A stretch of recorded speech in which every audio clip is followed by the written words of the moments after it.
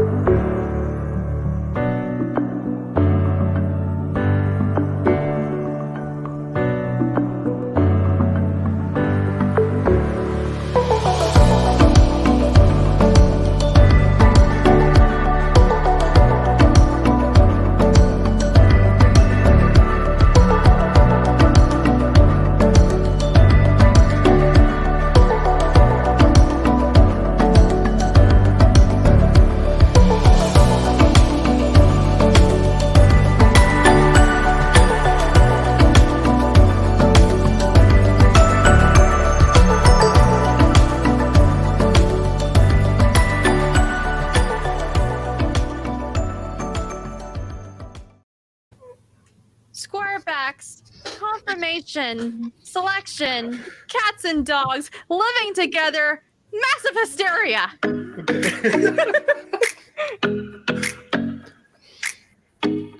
Okay, welcome to another episode of Bred's Perfection. I'm Kenny Troiano, founder of the Breeders Academy, and I'm here with my better half, Nancy, and my co-hosts, Frank Bradley and Rebecca Lynch. How you guys doing?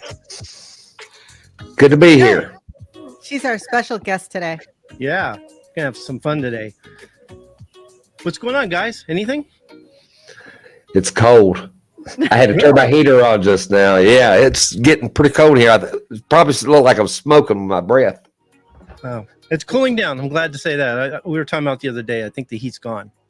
Getting into the fall weather, which I'm really looking forward to. And I guess the only thing I really have talk about is the fact that I went out. I've been feeding my chickens. I'm looking them over really good, and I'm not having to cull very many. I've got really good stags and pullets this year. It's going to be a really good year with my offspring. But I do have something funny to say. Tony the other day said, "Hey, Dad, I like how you do your calendar and how you schedule everything and how you put things in your doc so you can follow it and you have all your tasks and everything. I want to do that." So she shows me this calendar. It's a weekly calendar that she put together, and it has all these tasks that she needs to do. And I go to her, I go, "There's one thing missing I think you should do." And she goes, "What's that?" I go, "Put a task in there for helping your mom, like doing the dishes and stuff." She goes, that's what other is for." Oh, yeah, great. Yeah, she goes, "That's what other is for." I'm an afterthought. Yeah. So kids, you gotta love them. Yeah, I thought it came right off her tongue so easily and so quickly too. It's like, that's what others for. I go, okay. I just start laughing. She had that planned, I think. Forget that. I hope Maybe. all my life, I hope I never forget that moment. It was so funny. Oh, you won't. Yeah. So just for our members, Frank and I just recorded lesson 12 of the master's class video. We're getting ready to record lesson 13, which is actually part 2 of 12. Was it Tuesday, I think, Frank? Mm-hmm. This coming Tuesday? Okay. Yeah. And I hope to get those out pretty soon, so watch out for those. Because one of the things I hear from my members all the time is how much they love the master's class videos and how much they get out of them, and that they listen to them over and over again. And every time they listen to it, they learn something new. So, and we're having a great time with it, and it's just now getting into the fun stuff too, Kenny. Yeah, we thought this is the funny part too, because we're into the stages, and a lot of the other stuff we were doing was the beginning stuff that kind of gets you into the program and kind of gets you gives you some information before you actually get to the stages. And I told Frank, this is exciting because now we're in the stages, but we wanted to talk about this one little subject before we got into it because it ties into it. Well, that one little subject ended up being 2 hours. And I told Frank partway through it, I go, you know what? This is going to be a 2-parter. We're not going to make it because although we kept getting sidetracked, it was really good information. Yeah, it was. I'm not surprised. You guys do this all the time. Yeah. How many series was the Purity of Blood? It's not done yet, by the way. Oh, by the way, let me say this real quick. We have not introduced Rebecca properly. Oh, yeah, that's right. So can we do that before we get started with all the other things that we've got to do? Yeah, go ahead. No, you. That's Hey, Nancy, it was your idea. It was your idea. Go on with What it. do I say around here? If you find it and he's fixing, you fix it. okay. Or Well, if Rebecca. he's cleaning and you find it, you clean it. You're Oh, responsible for whatever really? you run into. That's what I tell Tawny too. It doesn't work. I'm gonna have to remember that one. But because you find Rebecca's stuff all one the of my time, I don't know members what of the it means. Breeders Academy, and she's like one of my best students, and I really enjoy her. She's a great promoter of the website. She's doing a great job. She's made so much progress with her birds. She raises chickens and quail. I think her quail is your main breed now that you're doing, and so yeah, she reminds me of Frank. Every time I hear her doing something and how she's promoting her stuff and how she's getting people involved, she's got a great following, good reputation. And I thought, I got to get her on the show more because she's really knowledgeable. She really understands what we're doing at the Breeders Academy and all that. So it just made sense to get her on the show more. So I'm glad to have you aboard. I've always said, and I've told her this numerous times, she's probably tired of hearing it, but I said, in a few years, maybe not even a few years, maybe in the next months, they're going to know who she is as far as a breeder. Yeah. She's going to make some waves. Well, she's been on other podcast shows, and I've listened to them. And man, you do a fabulous job on those other podcast shows. You want to give them a plug of where else you've been and where anybody else can listen to you?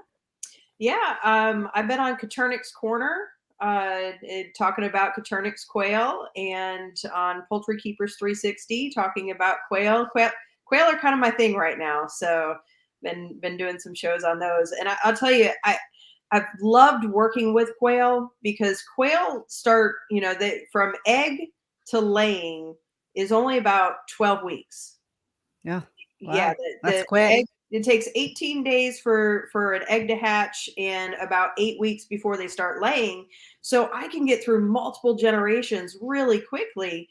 And I've been working the Founders Program, and I can see how it works in fast forward. With my chickens, it takes forever for them to mature enough for me to be able to breed them. But a quail, 8 weeks, and I've got another generation. Yeah, I told her I'm envious at the progress she's able to make with those things. You took the words out of my mouth. That's what I was getting ready to say, Kenny. I was getting ready to say the exact same thing. Yeah. Hey, Peter, glad to see you. Well, matter of fact, I'm glad he popped up. Him and I are doing an episode here pretty soon on avian influenza. He's got a lot of great information. He's been working on an article, and he wanted to come on the show and talk about it. And there's a lot of things going on with avian influenza. There's a lot of problems with it. It's like Dr. Gallardo said, it's changing. They've never seen one like this before. So I don't have a specific date, but we're going to do it real soon. Get on here. We're probably going to do it live, I think, and get your questions ready. Come on. And I think you're going to learn a lot about this. This is serious. I mean, I thought Newcastle's was serious. This is nationwide, so this is huge. So look out for that. One of the questions I get a lot right now, because we do have the doors are closed to the Breeders Academy, and everybody's asking me when we're going to open it, and we're planning on what is it, Black Friday. We're planning on opening on Black Friday, so get ready for that. And we'll be talking about it each show from now on until then, and be prepared for that. Right now, one of the reasons I'm not opening it right now, and I think Black Friday is a really good time to do it, is Nancy's falling asleep on me. So I'm going to do it for her. I'm looking for the banners. Like, where is he? Yeah. I'm supposed to be taking care of the banners here, and I guess I'm like, I know. He's like a few banners down already. Yeah, I know. I'm going to do it for you for now. So anyways, we do have a special for past members that were members who were part of the Breeders Academy in the past, and I'm working, I've got a special deal for them. So if you're one of those who want to come back into the Breeders Academy, contact me, and we'll get you back in there. This is a very special deal for past members. And that closes, what's today? The 27th. So that's going to end November 1st. And then we'll get into the promotions of opening the door for everybody else. So make sure you do that. When you do become a Breeders Academy member, and I think you're going to like what we have in there. We have the master's class videos, which we have been talking about. I would say it's a member's favorite. Right now we're working on lessons 12 and 13, and those will be up pretty soon. We're trying to get them out as fast as we can. And as a member, you're going to have access to the Founders Program, which is our signature breeding program, specialty courses, members, resources, audio and video archives, and a whole bunch more. You also have coaching calls with Frank and I. And we have members of all types, like Rebecca here. She's a quail breeder. Obviously, we have a lot of chicken breeders, a lot of gamefowl breeders, but we also have turkey breeders, duck, geese, pigeons, horses, dairy cattle, goat, sheep, pigs, fish, rabbit, and dogs. Did I miss anything? I tried to make a list of all the things all the members we have in there. Oh, bees. I gotta add that. Let me do that real quick. Yes. I gotta do that. Sorry. I always remember the bees because I'm allergic to them. So okay, Ooh. so I'm gonna do this for Nancy. Make sure. Oh, I know the newsletter, right? Okay. Yeah. Yeah. Make sure to join our Breeders Bulletin, which is our newsletter. Go to www.breedersacademy.com. There you're going to get a lot of tips, some free ebooks, notifications, and announcements. A lot of great information. It's all free. So make sure you do that. And if you haven't signed up for or let's put it this way, if you've signed up for the newsletter, but you're not getting them anymore, make sure to go back in and sign up again, because I do purge it about every 6 months. I go in there, and if people haven't opened it, I do purge it, but I'm always adding new stuff to it. So make sure you don't miss that. Go to, as far as the Bred to Perfection podcast. Can't talk all of a sudden. Bred to I just Perfection. clicked it out. There I you know, go. I'm doing your job for you. Let If me you want do to it. listen to the Bred to Perfection podcast, this is a live show, mostly on YouTube. Go to www.breedersacademy.com. There you'll see links to Apple Podcasts, Google Podcasts, Spotify, Amazon Music, iHeartRadio. And you know what? I'm going to do this for you, Nancy. Obviously. I just ran stop into it, Nancy. You're getting me. I'm looking at you laughing, and you're making me laugh. Yeah, a lot of people don't know we can all see each other. I know. don't think Rebecca can see us. I think she's all there by herself, right? Aw. No, she's shaking her head. She doesn't see us. So I'm trying not to look at it, but every time I look at it, she gets me tickled. I found out that we're in the top 3% of all podcasts worldwide. Where's your That's applause crazy. thing? What's that? You need to get your applause where's button. that? Oh, I don't know where it is right now. I should have put Here, that. I'll give it that. Yes. I'll So give I it. Well, thought that that was deserves kind of it. cool, you know. I knew we were gaining. Last time I looked, we were I think we were 4 or 5%. Now we're up to 3%. So we're gaining. I thought you was joking me. No, I kept thinking it's No, not this is April serious. Fools. You know what's going on No. here? He's got to be joking me. You know, I Mm-mm. mean, that's great. That just blew me out. Oh, of if the you water. look at the graph of the downloads people do, it's since the beginning, it just keeps climbing. It keeps That's getting great. more and more every month. It's kind of cool. So, you know, we get great. thousands. I mean, it puts what you see on YouTube, it puts it to shame. The downloads we get on YouTube is nothing compared to what we get on the podcast. One thing I want to do before we get started too is I want to do a book of the week from now on, because I have a lot of books that I want to promote. This one here, Evolution Talk. Now, Evolution Talk by Rick Coast. He's actually coming on the show real soon. I've been communicating with him back and forth, and he has a show called Evolution Talk. It was first a podcast, now it's a book. Okay, it's one of the best books on evolution that I've ever read. He's got a great approach. I mean, he's thorough on the subject of evolution. In fact, when you look at this book and you look at the episodes he has on his podcast, I can't think of anything he leaves out, but he does it in a very fun and entertaining way, but he gives really good information on it. I know a lot about evolution, but I find it really cool to go whenever he puts something up, or when I have a question on, let's say, genetic drift. That's a good one. I mean, I understood it, but the way he does it is really cool. Have you read it? I mean, have you listened to him, Frank, at all? Not yet. You I'm should going do to. Yeah, I'm you should going do to. it, because he covers a lot of the topics that relate to us as far as selective breeders. Okay. I've always felt that evolution related very closely, a lot of similarities between evolution and selective breeding, but he does a really good way of, let's put it this way. If you're a beginner and you have any interest in evolution, or if you're even a chicken breeder or whatever, then check it out.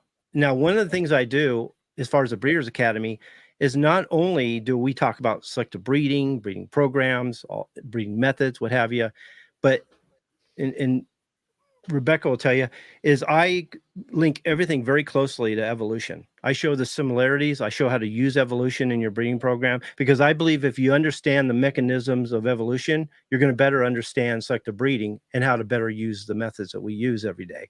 So yeah, make sure you do that. But I can't wait to get them on the show. I've got, let's put it this way. If you don't like reading, he has an audiobook, and the audiobook is really good. It reminds me of his show. The only difference is he doesn't have all the sound effects and the music that goes with it, but he reads it. I love his style of writing. I love his style of way he sounds and everything. So if you're not much into reading, you can get his audiobook. And for my members, I suggest that you do that, so that when you see some of the things I'm teaching inside the Breeders Academy, and you listen to what he's teaching as far as evolution, you're going to understand things a lot better. Wouldn't you say, Rebecca? I mean, all this evolution stuff seems like it's not that big a deal, but I show you how it is a big deal and how you can use it, you know? Absolutely. Nature itself has been selecting for certain traits, for decades, for millions of years, and we can use your program to do it in a lot faster time. Well, the Founders Program is rooted in evolutionary science, even Darwinian science. So if you look at evolution and you look at the Founders Program, that's why a lot of it makes sense, because this is what's happening in the wild. Yep. And I always felt this: the closer you stay to Mother Nature, the better you're going to be. But when you look at like other chicken books, and we have anything that's ever been printed, we've got it here. I think I've got a huge collection. Maybe the old Dead Man books, I think they do a better job, when it comes to chicken breeding, poultry breeding, genetics, things like that, obviously. But when you look at the newer chicken books, they stay clear of genetics. Their breeding chapters are maybe a few pages, 6 at the most. Okay. The section on genetics is usually a paragraph or 2. Okay. And then obviously they don't talk anything about evolution. They totally miss the important part. And when they talk about genetics, they talk about dominant recessive, things like that, maybe a little sex linked, but they don't go into the important parts like polygenics, which is the majority of what they should be watching or actually learning from. So, but if they only understood the importance of evolution, how it helps us, it's completely off the radar, and it's a shame. Well, they go so far, Kenny, and they drop the ball. That they get you interested, and then they just drop it. They don't even finish it out to let you know what the rest of it is, and then they'll start something else. They go so far, they drop it and go to something else. They never finish what they start. That's in every book that I pick up here recently. That's the way it is. It's cool because Frank's going through a PhD. He's getting his doctorate. He's going to school for some things, with poultry science, I think it is. Okay. Yes, poultry science. And he's always sending me stuff. Hey, check this out. This is a great article and stuff like that. And I'm like, yeah, like he sent me one on quantitative traits, quantitative inheritance. Was it yesterday? And it was actually a pretty good article, but it basically confirmed all the things we've been talking about here. And quantitative inheritance, polygenic traits, multi-gene traits, that's one of my favorite subjects. And what's nice about those kind of things, and we're going to talk about that more because it has something to do with the quiz that we're going to do today, is when you're looking at dominant recessive, it's like one trait or the other. Okay, a lot of times. Okay, so like, what direction do you want to go? And if you breed wrong, you eliminate one. So you can get yourself in trouble. But when it comes to quantitative traits, it's like, it's the one thing that you can use to actually fix a family. It's not like it's like selecting towards the highest intensity. Rebecca, do you deal with that a lot with your quail? You still working with polygenic traits? Absolutely. Right now, I'm working on a specific color line, and there are so many different traits that I'm selecting for. It's awesome, being able to work and fast forward like that. It changes the game. Absolutely. yeah, it's amazing how people either don't understand polygenic traits, they don't know how to use it, they don't know how to implement it. When they're teaching it or talking about it, they actually avoid polygenic traits. It's everything. It I don't know. I love it. So it changed the game for me, you know. So one of the things Frank and I want to do. Well, but before you move on to another subject, on the book subject here, we've got a good question from Crosby Hens and Heifers. What book would you recommend for someone joining the Breeders' Academy when you reopen besides Evolution Talk? What's that now? What other book besides Evolution Oh. Talk would you recommend a new member read? Can I jump in for a second? Sure. Because I say absolutely make sure you sign up for the Breeders' Bulletin. You know, that's going to give you lots of really, really good information. And like Kenny said, it's kind of hard to find books that are out there that are going to cover the type of information that Kenny's providing in that Breeders' Bulletin. And then once you join, everything you need to know is going to be right there in the academy. Yeah. I mean, I do highlight a lot of books. I have my whole library is listed on the website. Okay. Then I have the book review that we do. And I try to show some of the good things in some of the books that you could gain from. Like there's one book called, what's it called? Start Where You Are with What You Have, I think it's called. Okay. And I think that's a really good lesson. That it's only a pamphlet, but it's a really good book because it kind of shows you that a lot of times you might have what you need already in your yard, and you just start with what you have and you work from there. I mean, everybody's seen my birds. They were pretty bad when I started. And without adding any outside blood, looking for the variations that worked in my favor, I was able to create a pretty fantastic strain with them. And I never added outside blood.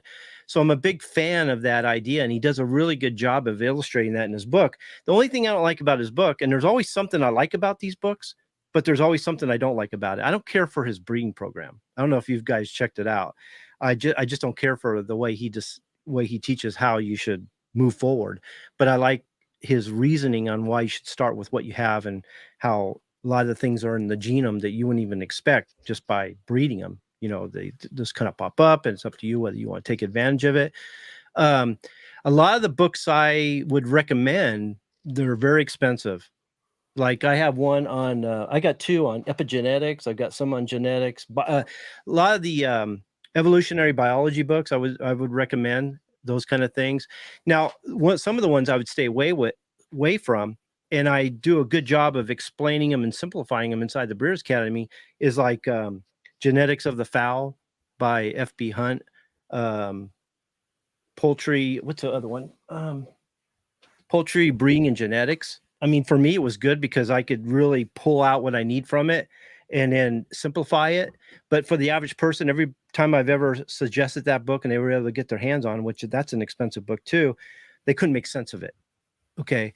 So a lot of times, and I'll be highlighting more books as we go. I'm going to try to do one a week. I have, I've got I got a pile over here that I want to highlight. So stay tuned, just check in every week and I'm going to show you some of the books that I suggest that you get. But books are hard because there's good things about them and there's bad things about them. You know what I mean? And I try to put all that inside the Breeders' Academy, the stuff that you can use actually. Well, you do have a book review page inside the Breeders' Academy too. So once you get in there, you can flip over to that and figure out what you should be reading. It's like Go ahead. Nancy. Besides everything that you have on the Breeders' Academy, which there's a lot of stuff to read on the Breeders' Academy itself. Yeah, there's a lot of information there. And I have a Start Here page. Because when I first opened it, how long have you been a member, Rebecca? A long time now, right? Yeah, probably close to 2 years now. So you were there before the Start Here page. I think so. Yeah. And Yes, you would have been. a lot of people would say, I'd get in there. I didn't know where to start. I didn't know what to do, where to go, and I started hearing that. So I create the Start Here pages and it kind of lays it out where you should start and what you should do first. And that changed the game. That made all the difference because there's just so much information in there. You get lost. You will get lost if you don't know what to do. But we did a really good job with the Start Here pages, kind of set you up. It gives you all the stuff you need to know in the beginning. It shows you the programs that are the most important. And from there, you use the website as a reference manual. It's very easy to follow. Yeah.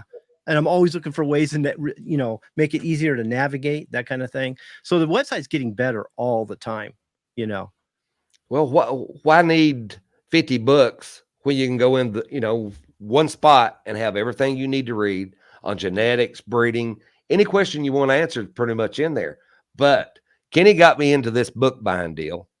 And every time I Uh-oh. see a chicken book now, I'm picking it up. Holy Believe you crud. me, it will save on your wallet. Just become a member and you'll save money. I promise you. Books are expensive. Very Or Yeah, expensive. they are. Or And space in your house.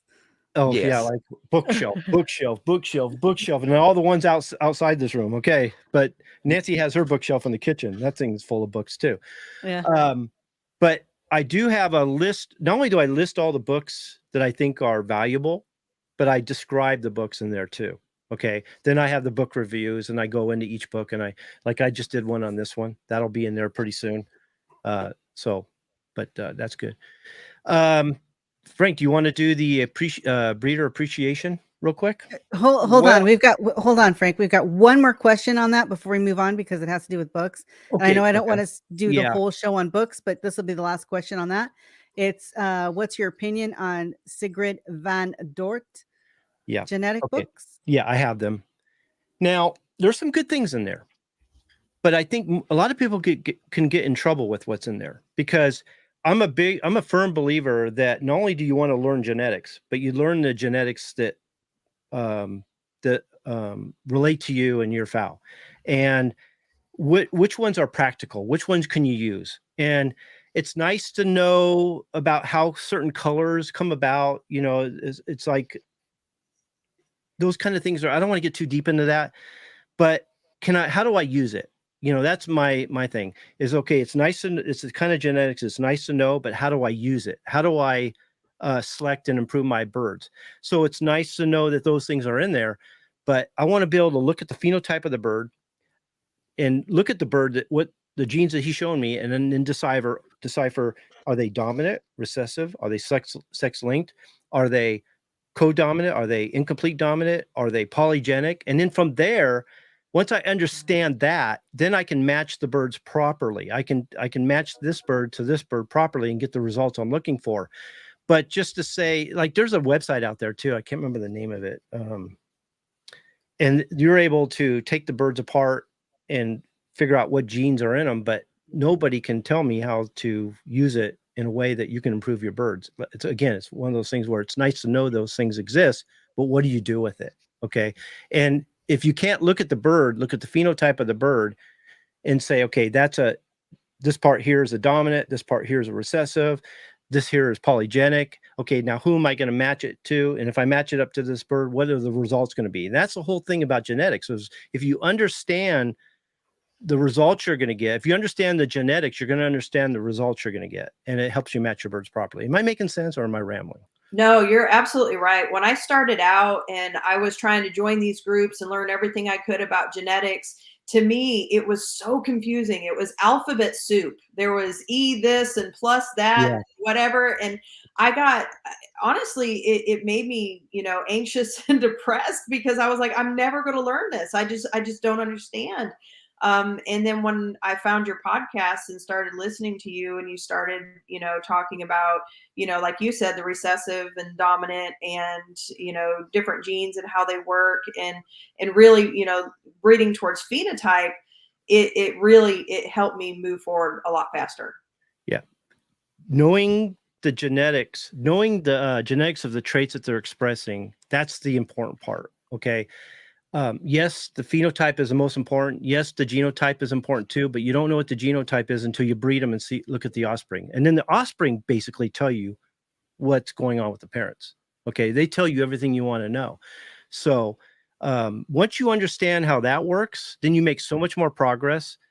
But her book is good. I mean, you can learn a lot from it, but it can also get you, like she said, it could get you confused. It can really mess you up.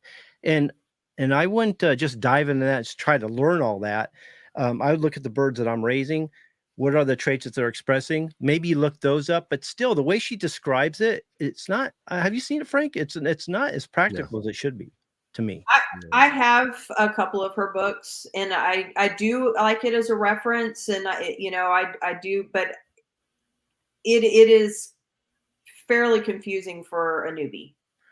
So what I do in the Breeders' Academy is I show you the traits that are I want to say available. That's not right. That exist, and then I show you their genetic factors, and then understand how to understand those genetic factors and how to understand what happens when you breed a recessive to a dominant. What happens when you breed to heterozygous dominant birds? What happens when you're dealing with the difference between monogenic and polygenic traits? You know, because you're going to get a different result depending on what you're dealing with.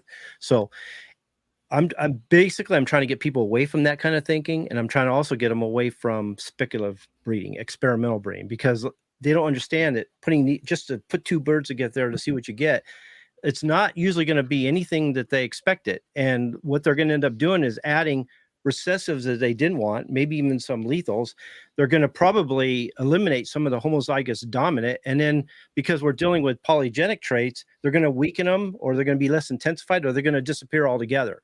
So that experimentation, unless you understand what's going on when you put those two birds together, 99% of the time, you're not going to get the results you're looking for, you know? So books are nice, but the way I look at it, it's the way they're written, the words they use. If you can't understand it, you could go out and pay $20,000 for a book that tells you everything you wanted to know, every secret. Yeah. But if you can't understand that book and read it and put it to use, that book is useless. So, well, the way the Breeders' Academy is, Kenny took it and he put it in terms and words to make you understand it. Yeah. And if there's a word that you don't know, Nancy helped out by making a dictionary that you can go in there and look the word up if you're not sure for it. So we've been adding quite a bit to that glossary too. Have you noticed that? Yeah, that's gonna Are you? I think that's been a big help. Big help. Yeah. I've been cracking the whip on that guy trying to get, because I went in there and created almost 100 more words. Yeah. Because I looked at okay, I'm gonna make a confession here. I looked at the glossary one day and I'm like, this is pathetic. I'm sorry. We have more words in there than this. But they're important. Of course they were. Of Yeah. course, what was in there was important. It was great, but we need everything in there. I felt so. That was my job to get in there and originally every that word I glossary was put together by the articles that I wrote. And when I ran into a word I was worried people didn't understand, I added it to the glossary. Okay. Well, Nancy added a bunch more, then she wrote them up, and then I rewrote everything she did, and then I stuck them in there. Yeah. Not everything. Not everything. I mean, no, not everything. Not everything. But I mean, even something as simple as brassiness, or barred is in there. So there's a lot of simple words in there that everybody will know, the breastbone, crooked breastbone or whatever, anything like that. But still, it's in there, for anybody who just got a chicken and says, I want to join the Breeders' Academy, and they don't know all of the technical words of what we use in the chicken world. Just like golf, there are certain words that they use in the golfing world, and you kind of have to know those terms to be able to understand what people are talking about in TV and stuff. So yeah, so we've been working on that, and I've been cracking the whip at Kenny, because I write him out, and then he goes back and says, okay, knock out this word and that word and that word, and all right, this looks good now it goes into the Breeders' Academy.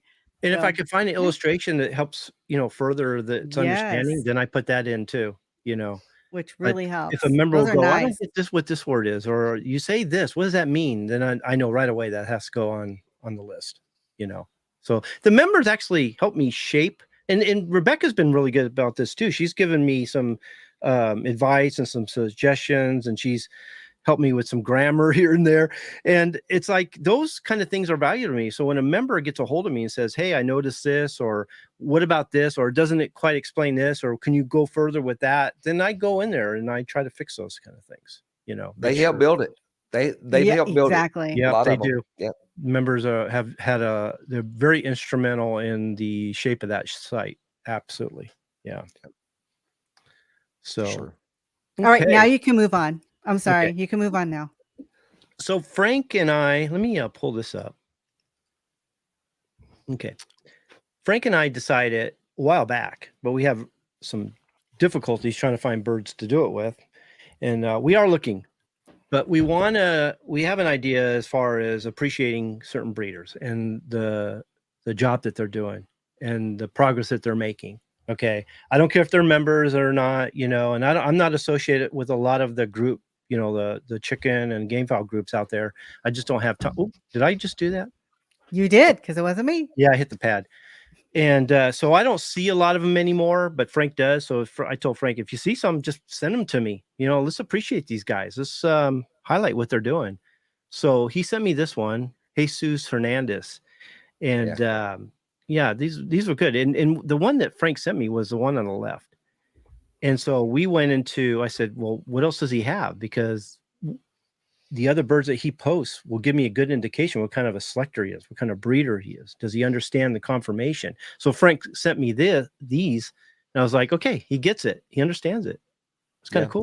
The bird on the first pick on the left is actually the father to the bird. That's the same bird in the next second and third picture.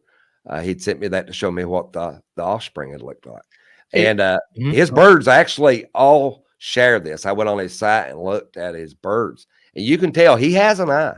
He has an eye for, the conformation of what American game bird's supposed to look like. And the good news is the offspring look better than he does. And that's a good indication that he's making progress. Now, when Frank sent me that picture, my first thought, if you look at the picture, especially on the screen here, and you take a glance at it, he has all the right angles. I mean, at a glance, he's like, whoa, it really catches your eye because he has the proper angles. He has a nice tail. He's got good angulation in his legs, but he's not perfect. Okay. He's got some issues. I mean, the closer you look, you go, oh, okay, yeah, I could see this, or I could see that. There's a problem here and problem there. I mean, he could be better. But then Frank showed me his offspring, and the offspring to me were better than him. And that, to me, that's a good sign. That's exactly what I want to see. That's how you get better. But I was going to use Steve. I'm not going to lie, and I know I seen Steven's in here.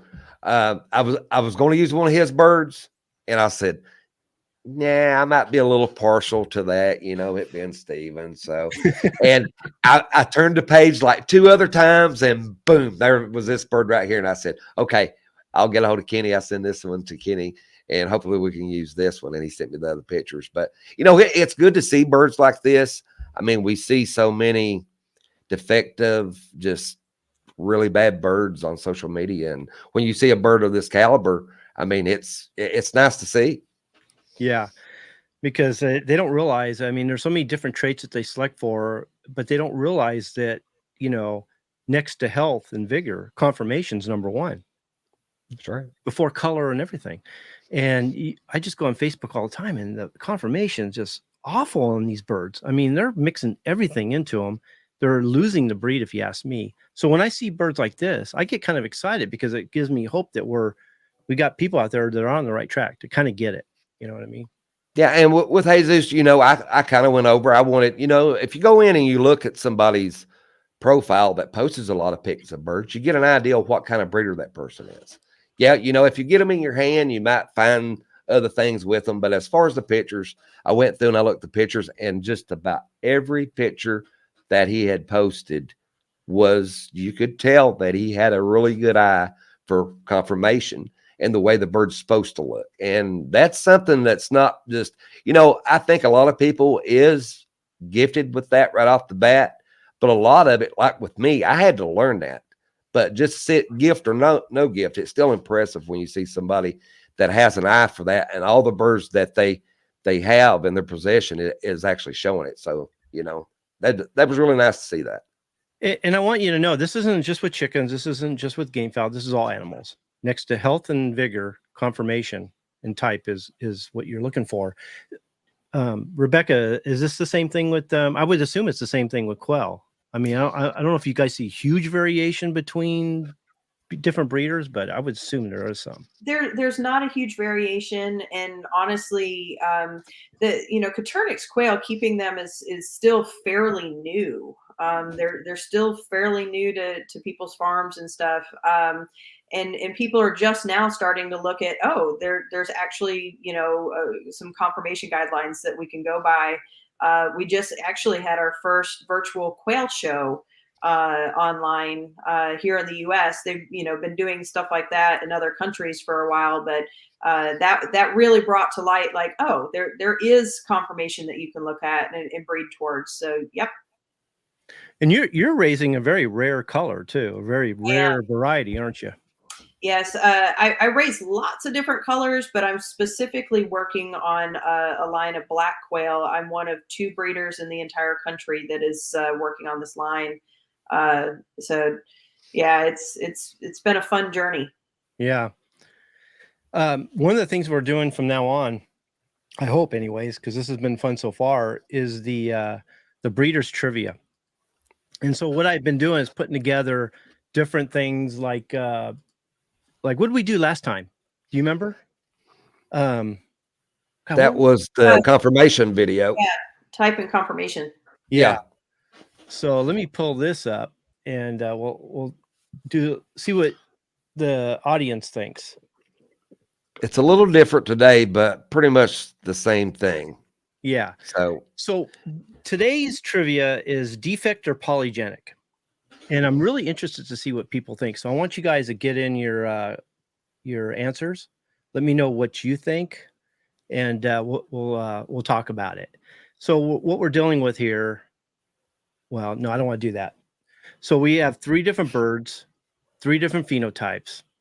If you guys can tell me which one is, well, okay, let's get, Nancy, how did I do that? Okay, so a little hint. They're all defects. You're telling me all the answers? No. They're all defects. No, I see where he's going. I see where he's going. They're all defects. Okay. Let me do my job here. They're all defects. We got squirrel tail, rye tail, and down or drop tail. Which one is polygenic? A, B, or C? Ooh. Yeah, let me know.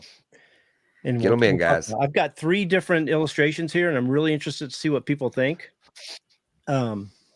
Because when we talked about this earlier, when you have a simple defect, which is a lot of times it's the difference between recessive and dominant. It's a matter of just culling out the defects, going with the proper bird, and you move on, and eventually the defect goes away. And if you breed to 2 birds sharing the same defect, the same copy, you'll perpetuate that throughout the family to a point when you can't even fix it anymore. Polygenics is interesting because you can actually fix it by breeding to the highest or lowest intensity, depending on what you're looking for. So if you have a certain trait, you might not have to like completely, get rid of all your birds and start over. You can actually select the birds with the closest trait and then work from that point on. So how we doing? Oh, we've got some answers in there. Okay. I've been displaying them. Let's get them in there, guys. We got about 50 people watching this, maybe more. So I want to see what everybody thinks. I see my members. They're doing pretty good. Yep. They are doing good. Me and Kenny talked about this. I said, now, the ones that's not members may have problems on this. Yeah.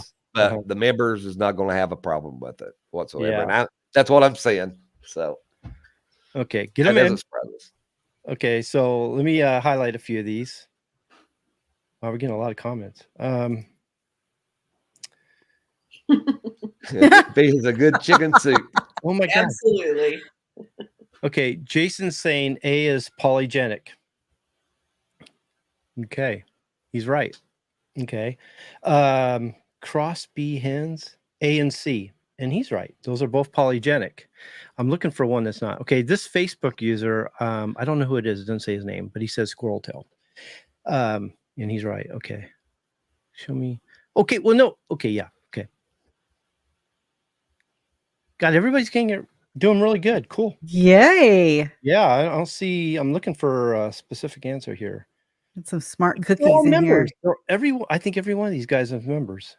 Yeah. Okay.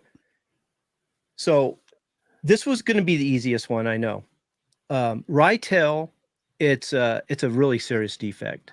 It could be genetic, it could be environmental, it could be a disease. What's that? Yeah. So disease. There's a lot of different things can that can cause rye tail, but there's no variation. It's either falling to one side or it's not. So if I've got a bird with squirrel tail, or I've got a family of squirrel tails, I can look for the birds with the closest to the proper tail, the one with the least amount of squirrel tail, and little by little I can improve that trait. Okay. Now, if I have birds on my yard that have really good tails, then I'm going to cull all those squirrel tails. I'm just going to get rid of them, be done with it.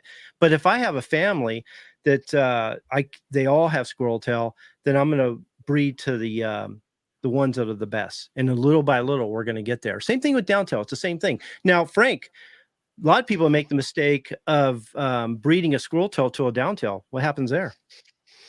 Yeah, you see this a lot, and the old belief was just that. If you had a squirrel tail rooster, you'd breed a low tail rooster in it, it would even it out.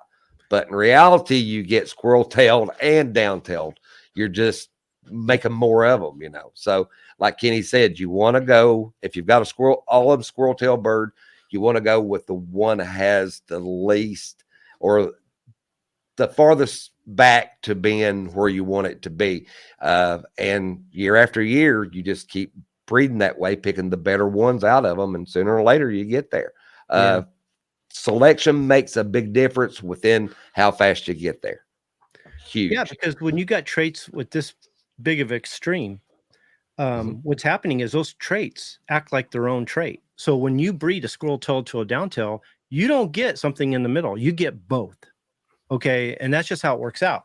So what you want to do is if you've got squirrel tail, you look for the one bird, you look for your best birds, but you look for the one bird that has a perfect tail and you breed to that, and you're going to get there faster that way. Same thing with down tail. You don't breed to a squirrel tail to fix it. You breed to a bird with a proper tail. Okay. Yeah. Or it's close to a proper tail. Go ahead, Frank. And one thing I want to say about the rye tail, Kenny, just let them know, guys, from experience alone with this right here, I just want to let you know one thing. It doesn't matter if that bird's tail is just barely a little bit off on angle, or if it's laying on the ground. If it's a little bit off, it might as well be laying on the ground. Any angle shift that bird puts that tail in is going to give you a monstrous problem. I've done this way back about 20 years, and I'm still seeing effects from it. So Kenny's right. That's something you definitely want to stay away from. Okay, I've got a question. Okay. Oh, well, you took it away. Put it back. A and C. All right. So you said that if you breed A and C together, you're not going to get a tail in the middle. You're going to get a bunch of squirrel and a bunch of down tail. Yeah. Is that why you're considering it as polygenic trait? No. They act, when you breed those two together, they act like their own trait. They actually were, but what happened? Okay. I didn't want to go. Let me see. Okay. I'm going to explain polygenic. Nancy, like usual, jumps the gun. So, well, okay, we can do that one later. I do have a question. I do have a graph. I'm going to explain it, but I can explain it a little bit now. Let's jump to that. Well, no. See, she's doing it to me again. Yikes. Okay, then I want to remember the question for later, and then I'll explain why they're polygenic. Okay, then my next question is: you didn't look at the outline, did you? Of course not. I've been working all day. I got here 10 minutes before the show started. I uncovered you, Rebecca. I didn't even notice. Sorry about that. I didn't even notice they had you covered up. Oh, yeah, no, it's all right. Sorry. Yeah, we had a question in there, and every time I post up a question, it covers her. If you breed, say you have a squirrel tail and you breed down to where it looks pretty much normal, how do I explain this? Years later, can it go back up to being, can you get some offspring that are squirrel tail, or once you breed it down, it'll stay down? Okay. Now, breeding is a balancing act. Okay. So you may have variation within your family. Okay. You're going to make me explain this now. Sorry. This is ruining the. Okay. I'm sorry. Let's just go to the question that we have here. Okay. Then I'm just going to say this, that when you start, you have a lot of variation. And as you've perfect the family and weed them, kind of weed them down to the better birds, and little by little, you're getting better and better tails. What you'll notice is, let's say you get them to where you think they're perfect. Every year, you're going to have some that are leaning one way or the other. And those are the ones that you want to cull out, the ones you want to get rid of. Okay. And keep working towards that that perfection. If you just relax and just breed your birds and not pay attention, before you know it, you'll be back where you were, because they're going to want to, they're just going to want to pull and push to one end or the other all the time.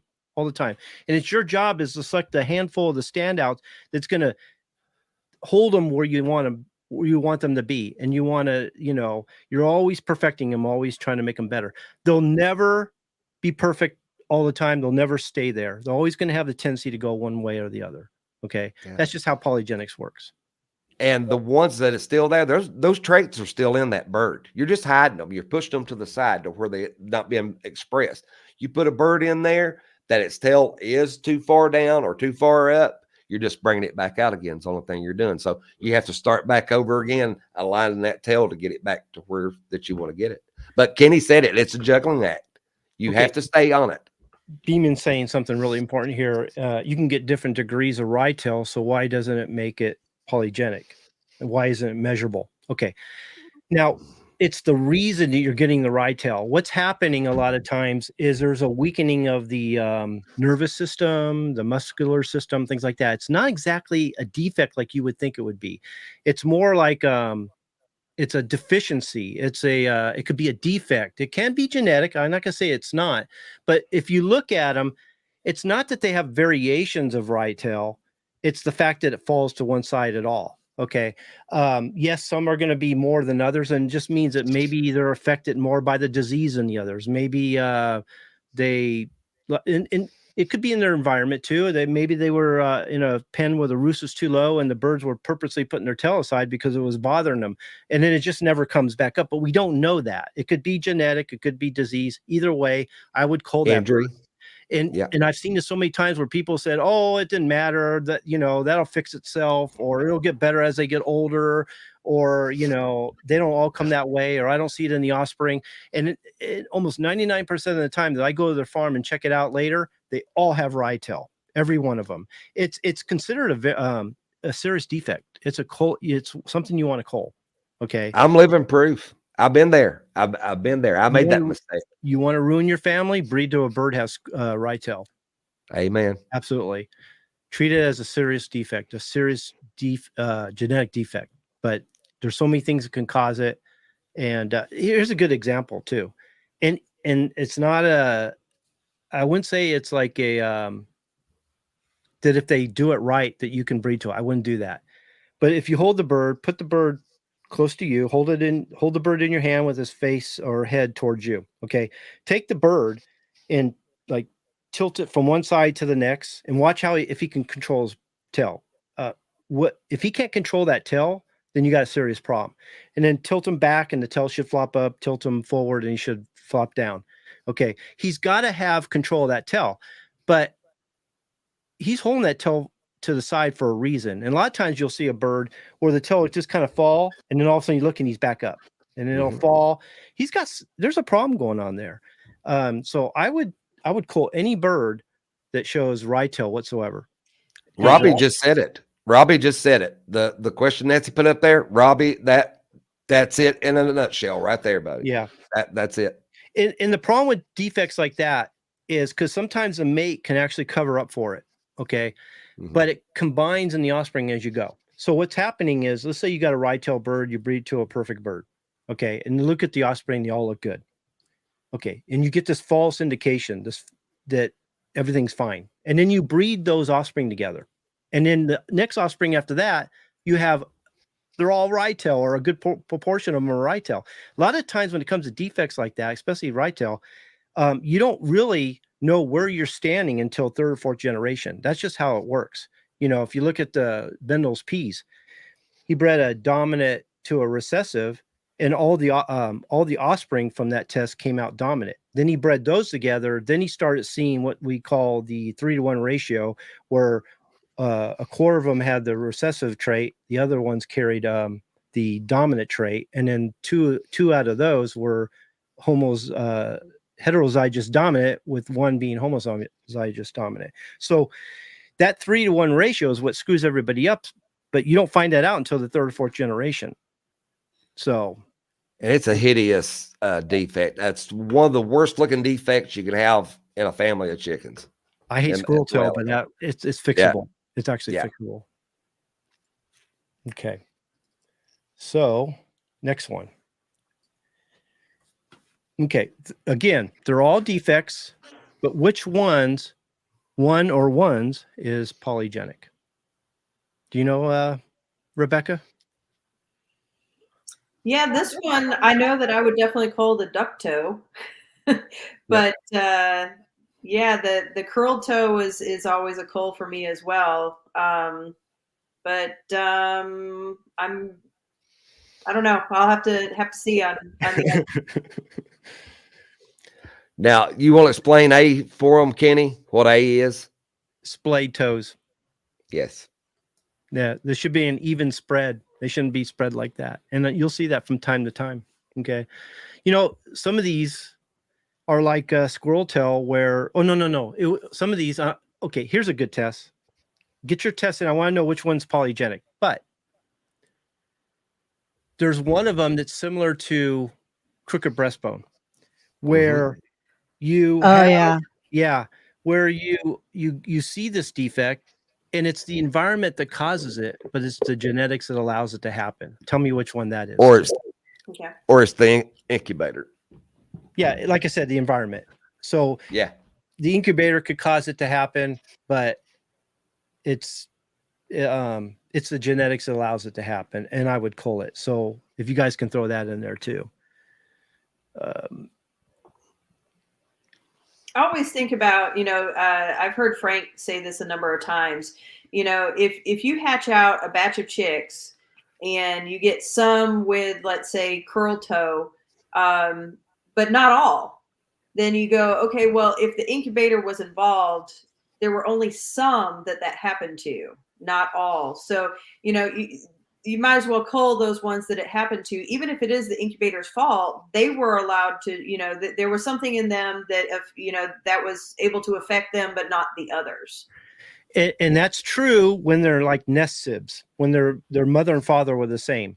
Now, if you have different breedings in there and you're seeing variation of that, then, it could be, how do I put this? So if you got a group of chicks in there and they're all showing, certain birds are showing the defect and they're all nest sibs, then it's genetic. Otherwise it would be all of them. Now, if all of them are showing it and they're not related to each other, then we know that it was the environment, that Right. It wasn't so much genetics. But it's like Rebecca said, we don't know that for sure. I mean, it could have been the genetics that allowed it to happen. And a lot of times that's exactly what it is. And so if we take the chance to breed them to a bird with a defect like that, we could get more offspring like that than we know for sure. I don't play around. If it looks like a defect, to me, it is a defect, and I'll cull it. I don't chance it. I'm with don't you, Kenny. chance I don't chance it. Just like was going back up, I've said this on the show before, but I had a pullet. She was perfect. Everything about this pullet was perfect. Well, when I called her up, she had injured one of her toes, but the injury made it look like it was duck toe. Now, I've never had duck toe in my family, but I still did not breed that hen. Yeah, it was an injury, but I wasn't going to take a chance on it, because once you have them start coming that way, that is a big waste, a terrible waste. Yeah. That could have been done. So I culled her. It broke my heart to do it, but yeah, I just don't like taking chances. Yep. These are very interesting defects because they're all different. Okay. Their cause is different. The results are different. And the, how you handle it's going to be different. So I'm seeing a lot of A's in here. So the polygenic trait is A, it's splayed toes, because you'll see it's different variations of splayed toes. Some are going to be worse than others. Okay. So that is the polygenic trait. Now, the curled toes is one of those where it's like the crooked breastbone, where it's the environment, where it was the roost for crooked breastbone. In this case, it could be the incubator, like Frank said. The environment caused it, but it was the genetics that allowed it to happen. So that would be a cull, because we wouldn't want to take the chance. Now, duck toe is similar to the effects that we see with rye tail, where you do sometimes see different variations of it, but it's something you want to cull because you can't fix it. It's not a polygenic trait. You can't really fix it. But the prop toe is very interesting in itself, because you have different defects of the prop toe. You have what's this one? Duck toe. But you also have it where the prop toe is too high on the foot. Okay. And it like points straight down and doesn't touch the ground, that kind of thing. Or you'll see where it might be, it won't be exactly laying alongside the foot, but the prop toe is actually positioned wrong on the foot and makes it look like it's going duck toe. So what you want is you want a back toe that's pretty much in line with the center front toe and laying flat on the ground. That's what you want to see. When I'm feeding my birds out there, I'm looking at those kind of things. I'm looking at their prop toe. I want to see that toe flat on the ground, pretty much in line with the center toe.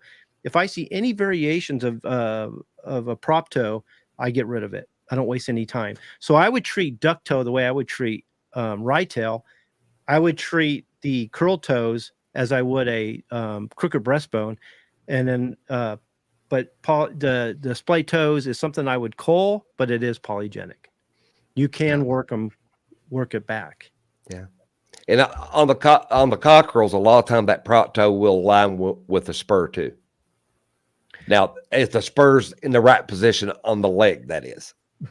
Yeah. Beeman's saying B is environment. It is. It's like I said, it is environment, but it's the genetics that allowed it to happen. Okay.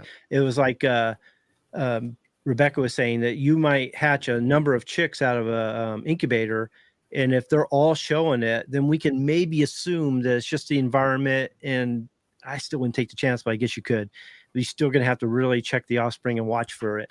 But if all the ducks or all the curl tails are of one particular breeding and they're all nest sibs from the same mother and father, then we know absolutely that it's genetic. And a lot of that will get better as they get more familiar with their birds, knowing what the defects and whatnot is with them. But starting out, it's best not to take a chance. But the more you breed, the more you're going to learn your birds, the easier this will get. You'll say, oh, I've never had this happen before. It makes it a little bit easier once you've bred them for 7-8 years. Yeah. I'm just looking at the comments. Rebecca, do you see these kind of things in quail too? These kind of things? Especially with this line that I'm working with, the black quail. It's a new color. It was discovered in 2016, so it's really new, and there's a lot of defects associated with it. Like a curled toe, but it kind of a more like a fisted foot, where the toes are curled in and they walk with it curled, has been something that I've had to work really hard selecting against. And it took me a full year, which is multiple generations, to get it out of those birds that I was working with. Yeah. Okay, last one. This is going to be interesting. This is what I've been waiting on. Yeah, Nancy looked at it. She said, right, this is going to be interesting to see how everybody answers it. So again, they're all defects. Let me know which one is polygenic. This is going to be interesting. Yeah. So let me explain them, because some of them aren't as defined as they should be, or someone's not sure what they're looking at. So A would be bow-legged. I should have had her draw it. These are drawings I had done by Diane Jackie. She made these drawings for my books and my website. And so she did, like, I don't know, so many, hundreds of drawings for me, of various things. Wait till you see next week's quiz. I already put that together too. So we got bow-legged, which is A. We've got stork-legged on B. And it should have more angulation. It should be a little more stork-legged. It would be more, you would notice it more. And C is bow-legged. Knock-kneed. When you first showed me these, I was like, B, it's got to be stork-legged, because the bird's good, all except for he doesn't have a lot of bend in his leg. But yeah, should have been a little bit maybe longer. Yeah, I should have probably stretched it or something. Yeah. Give him a little bit more length with it. So if it's not clear, stork-legged is when you don't see very much angulation in the legs, where the legs are pretty much straight up and down like a stick. Okay, more like if you look at a stork or a heron, they just kind of no, like a stork. They don't have a lot of bend. They're real stiff legged and stuff like that. And it seems like the taller they get, the worse it looks, and the worse they're able to move around. So, are we getting? Well, we had a couple. Last episode, we had a couple of them in the confirmation video. We had some stork. Yeah, we did. Yeah. Mm-hmm. Come on, you guys, get them in there. Or are they there and I'm not seeing them? We've got a couple. Okay, Four like to get so more. far. Yeah. Okay. So I think they're afraid to guess. Okay. Nobody wants to be wrong. Okay.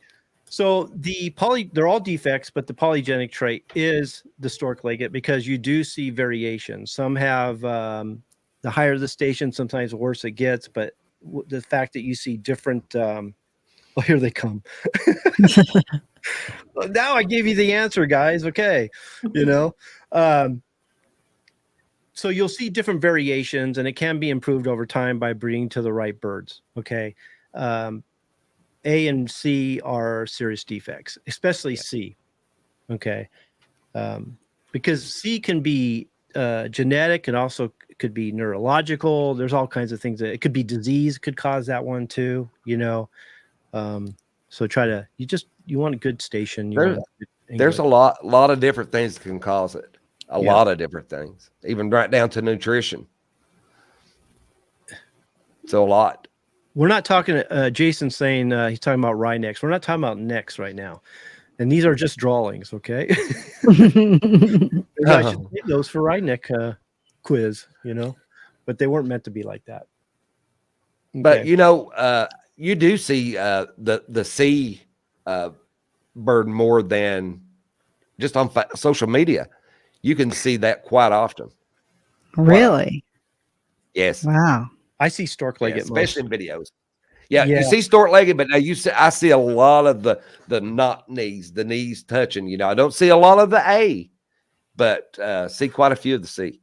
Everybody's trying so hard to get them tall that they're doing it the wrong way, and they're selecting the wrong traits, and they're not seeing that they're actually weakening the leg.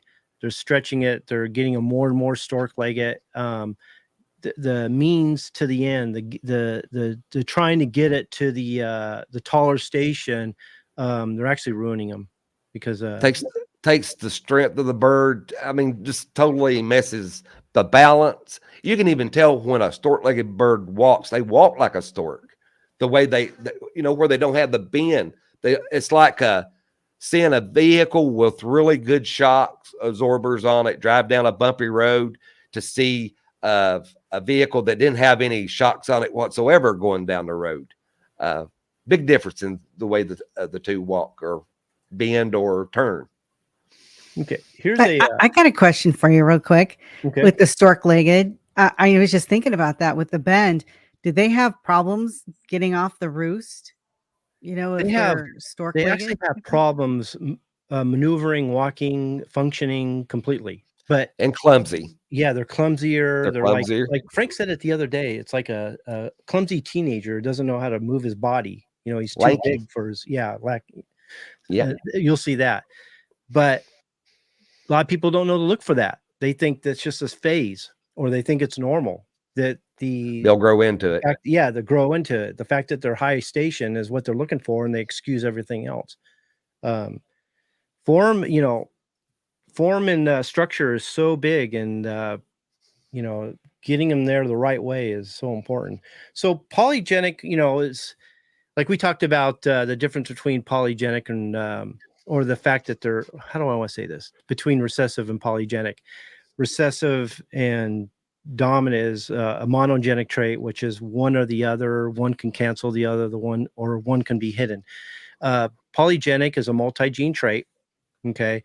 It's a measurable trait, what we call a quantitative trait, and it's improved by selecting to the highest or lowest intensity, depending on what you're looking for.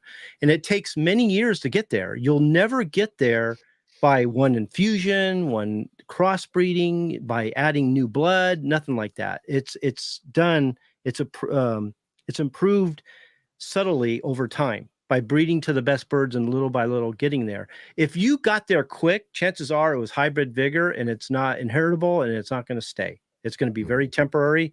So, just know that that's not the way to go. Polygenics is or quantitative traits too. They're interesting in that it takes a long time to improve them and intensify them and make them better. But bred to the wrong bird, you can lose it overnight. Okay. So if you look at the graph here, it could be any trait, any polygenic trait, and we'll talk about what those kind of things are. That's what you're looking at. But and then the one on the left is how many birds we're dealing with. So we're looking at a flock of birds. Okay. And what you're dealing with is some are let's use squirrel tail. You have some birds that are like down tail, which is on the right, which is, we'll consider that the lowest intensity. And then on the left, you've got the full-on squirrel tail. And then everything in the middle is the different variations within. Now, in this case, we're not looking for the extreme, which sometimes you are, and we'll talk about those. Sometimes you're dealing with trying to get them somewhere in the center where they should be, where they're balanced.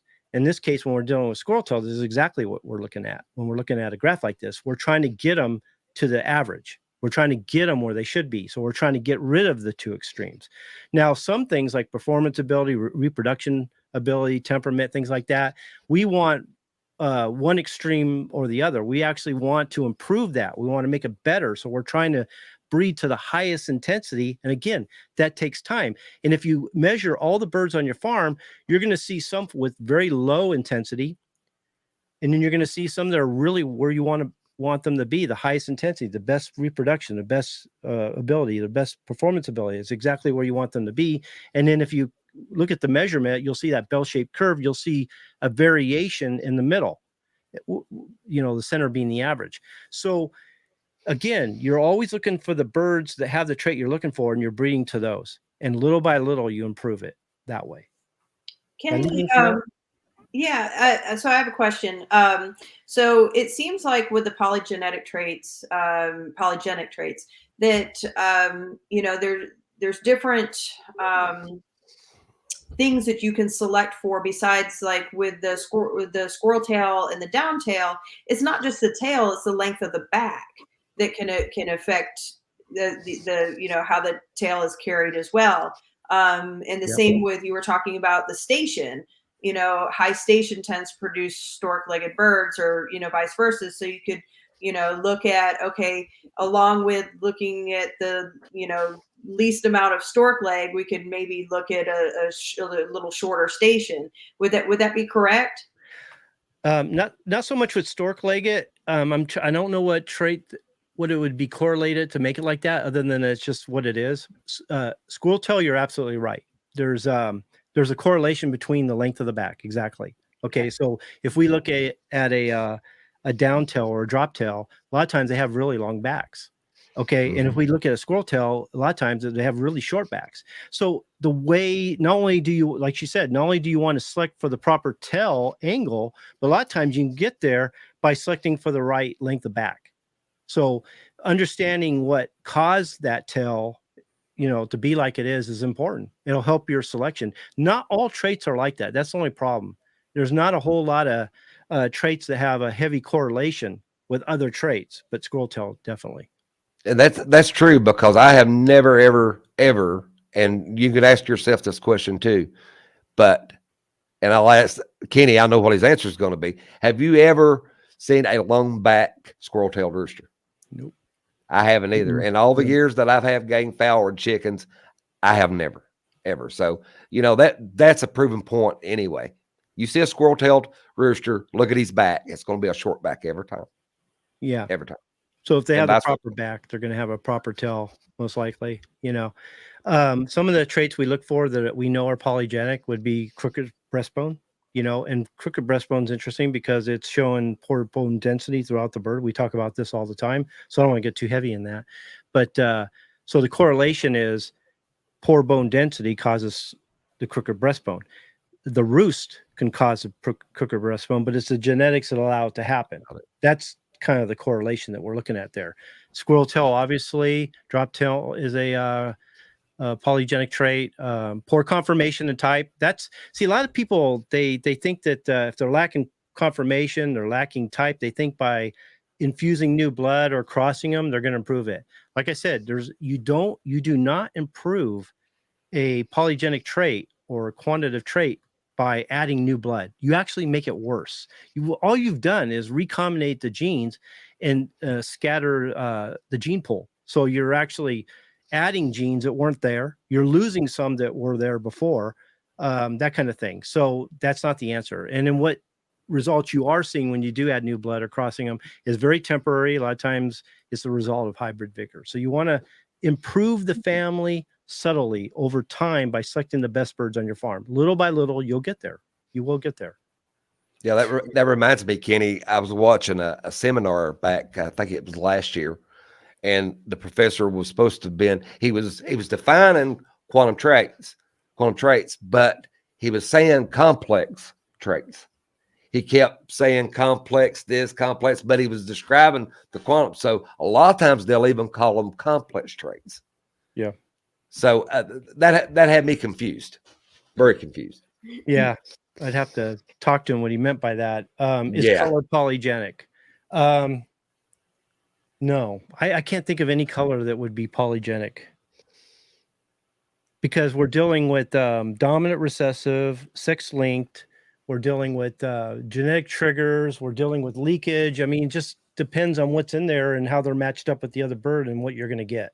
So you're not going to see, no, it's just, I can't even think of any color that would be polygenic. He's saying, are the thighs and shanks the correct ratio on the stork-legged bird? Not really. And a lot of times their legs are in front of them. It looks like it's coming out of their chest too. Right, yeah. Kenny? I mean, and a lot of times their legs are set in front of them rather than in the middle of the bird. Yeah, I mean, they got to be balanced. And we had some of those examples, I think it was last time, where the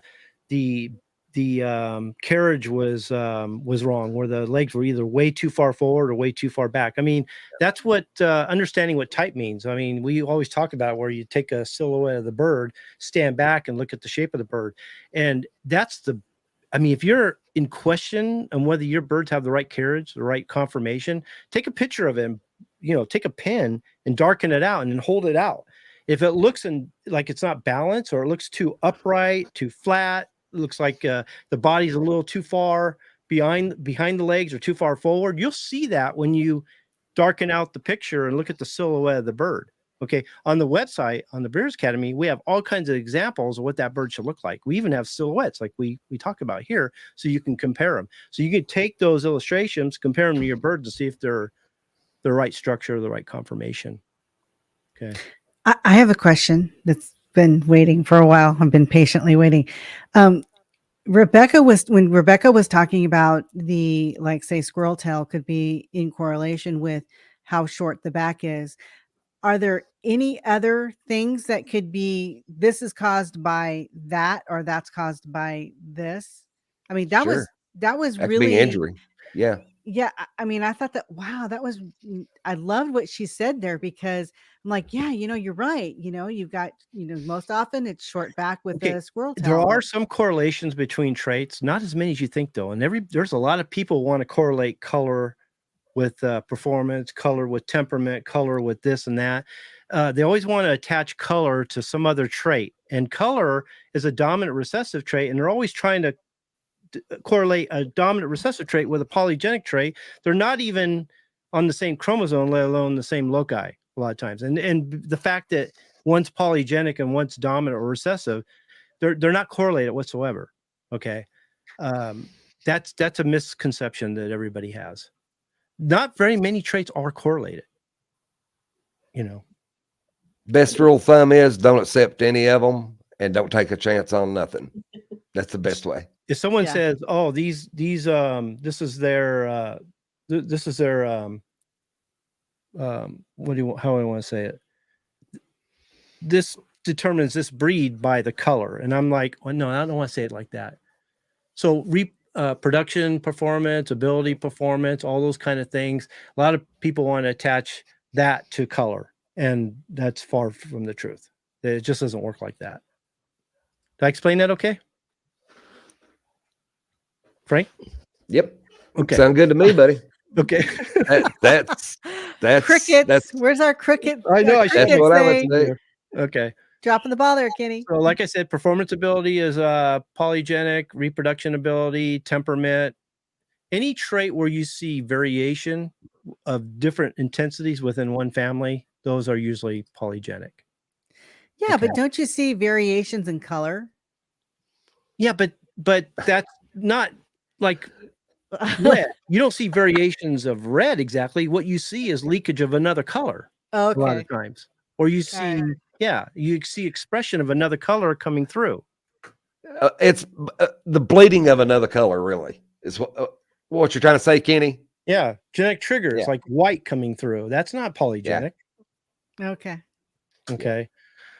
So I see where she's coming from, though. I do see where you're coming from, Nancy. I see where you're here getting a that from. second ago. Oh, here it is. Robbie's saying, I think incomplete dominance gets confused with polygenics. Yeah, I can see where that would happen actually. But again, we're not talking about when it comes to chickens, especially. I gotta take that off. I'm feeling sorry for You're more than welcome to put me on the bottom, Kenny. Put me on the bottom. Put you on No, it's fine. Yeah, put me on the bottom. Oh, You can change there it. we There you go. go. There we go. What was I saying? Oh, okay. He's going to enjoy this. There's not a lot. There's not a lot of traits that are actually incomplete when you come, especially when it comes to chickens. Think about it. We know blue is incomplete. It's Okay. true. How many traits? There's some comb types that are incomplete. I mean, there's not a lot of traits that are actually incomplete or even codominant. Well, we're mostly dealing with dominant recessive, sex linked, or polygenic. Those are the ones we're dealing with most of the time. Maybe some genetic triggers depending on the what's in the family or how they've been bred in the past. Which I got a question on that. When, like for example, in our farm, spangled. That's hold on a second. Let me get rid of this. Okay, spangled is a multi-gene trait. It's not an incomplete dominant trait. It's a multi-gene trait. Yeah, it's a multi-gene trait and a oh man, my mind's going. But it's not an incomplete dominant trait. I already drink all my And coffee. speaking of which, Nancy, I hear yesterday that you've got a spangle on the yard now. We do. Yeah, how about that? I about fell out of my desk seat. I was happy, girl. When he told me that, I said, "Oh, that was Nancy's ideal. That had to be Nancy's ideal." She shook it out of my birds. I prayed for it. What? It's funny because my birds. I originally got my birds from Colonel Gibbons years ago, maybe almost 30 years ago. Okay. And about 5 years or so after I had them, they started showing spangled. And I tried to make a family out of it. But I realized that they don't breed true. You can't breed a family spangled. You're going to get, some are going to come spangled, some aren't, no matter what you do. So there's going to be different intensities. Oh, it's a polygenic trait, by the way. Mm-hmm. It is. Oh, wait. Well, no, it's not. No, it's not. We are picking his brain today. Yeah. Way to go, guys. You're getting him thinking. What you're doing. Wait till we get to the question segment. Oh my gosh. Doing that. I've got them lined up. I'm ready. I know it's a multi-gene trait, but it's not. There's another genetic factor. For some reason, I can't remember what it is, but it's not a polygenic, I don't think. Because you're asking whether there's any colors that are polygenic. It's just the fact that you're dealing with so many different genes in there. And in mine, through the dark partridge spangled and the light wheaten spangled. Okay. So I got two versions of the spangled. That's dominant recessive there. And then I got different intensities of the spangled where some were more spangled than others. And then there was genetic triggers too. Genetic triggers where they would be almost no spangled in the beginning. They'd be beautiful in the third or fourth year. And then the fifth, sixth, they'd almost go white. I just got sick of it. Yeah. So I was like, and then I found out, I was talking to my genetics, poultry geneticist. Wish I could get a hold of him again. And he was walking me through it. And I was like, okay, I'm done with them. I'm not going to breed them anymore. So little by little, they phased out. Now I got a hen that popped out from one of my older hens. It was going to be her last year too. When he told me that, I was just like, wow, that had to be Nancy, because I don't see Kenny the purist actually doing it. I could see him wanting to cull it, but not keep it. So I said that had to be Nancy. And then when he was talking about it, he had this big smile on his face, and I was like, well, maybe soften up. What is it? I don't know what I'm gonna do with that thing yet. I haven't told her. Could you use that bird to test breed against your others to see if is it like a recessive trait that has popped up or anything? No. Oh, okay. Yeah. There's a chance that he wouldn't even get another spangled out of it, really. I'll probably breed it to another bird, and I'll get some that are spangled and some that aren't. Yeah. That's it. And it'll continue to do that. The last one I had, I give to Steven, and I bred her on numerous different ones, never got a spangled back out of her. So I give her to Steven. He could try. Actually, I'm shocked and surprised that he even told me that he got a spangled, because I'm not out in the backyard as much as he is. I'm surprised he told me. So, yeah, I'm surprised he told me. So he could have called it and kept his mouth shut, and I would have never known. Here's something that's really funny. Let me add this. Okay, you know who sent this to me, by the way? My daughter Tawny. She sent this to me. And I actually wrote something on there talking about mongrelization. And this is really cool. I don't know who did this, but the proportions are really good. Okay, so the two gummies on the top, they're actually pure. You got a pure red and a pure yellow. You cross them, and you get, birds that are carrying both. And that's, hybridization, I have no problem with that as long as you're not breeding them. Okay, once you pass hybridization, which is the F1 generation, you go into the F2 and F3. Now we're into mongrelization. When you start adding, all you're doing is adding new blood each generation to a family that was heterozygous or that are hybrid birds.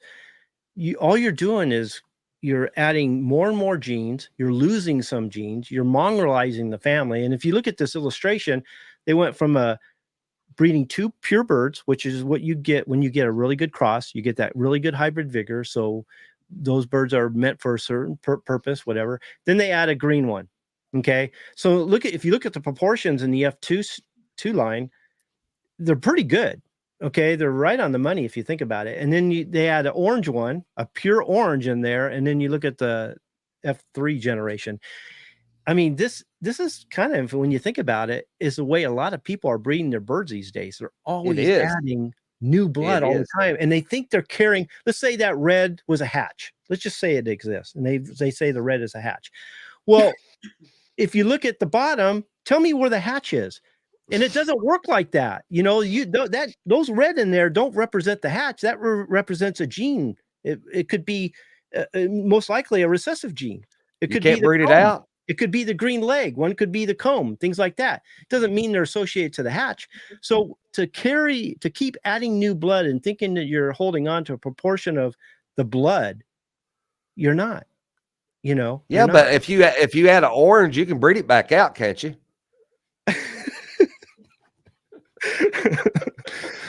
The members knows I'm joking. Kenny's head explode. It took him. I didn't think he was going to catch it for a while. No, they're going to take you seriously. That's what I'm worried about. But when you add that blood, you're not breeding anything out. That when you get down to the bottom, most of those are recessives. Some of those are lethals, and all the good dominant homozygous dominant genes are probably gone. Most likely at that point. So this idea of adding new blood all the time and fusing them, this is what you see when people say, I got a pure family, I only add new blood every 5 or 6 years to freshen them up. Within, a number of generations, this is what they got at the bottom. They don't have the original blood that they started with. Well, I tell you, I'm with Robbie. I want gummy bears now. Thank you, Kenny. Now I'm hungry for gummy bears. If you, I don't want to do a spoiler, but me and Kenny used this Tuesday in the recording. Yeah. So we did for the Master Scott video. Tony and I were walking around the wild animal park the other day, and we're talking about this illustration because I was asking her, where'd she get it? She goes, I just ran into it.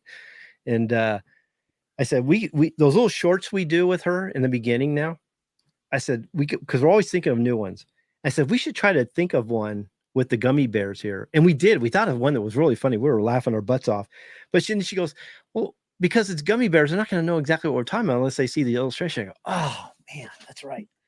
Because we're always looking for good shorts. We call them shorts. Yeah. So show the gummy bears when she does her little spill. Yeah, I guess. No, they'll get Yeah. it. When he told me, Our guys when he are told me smart. who got that, I was not surprised at all when he told me who sent it to him. Didn't surprise me in the least. So when someone did. tells you that they're adding new blood every year, or they're adding new blood every so many years, this is what they're doing to their so-called family.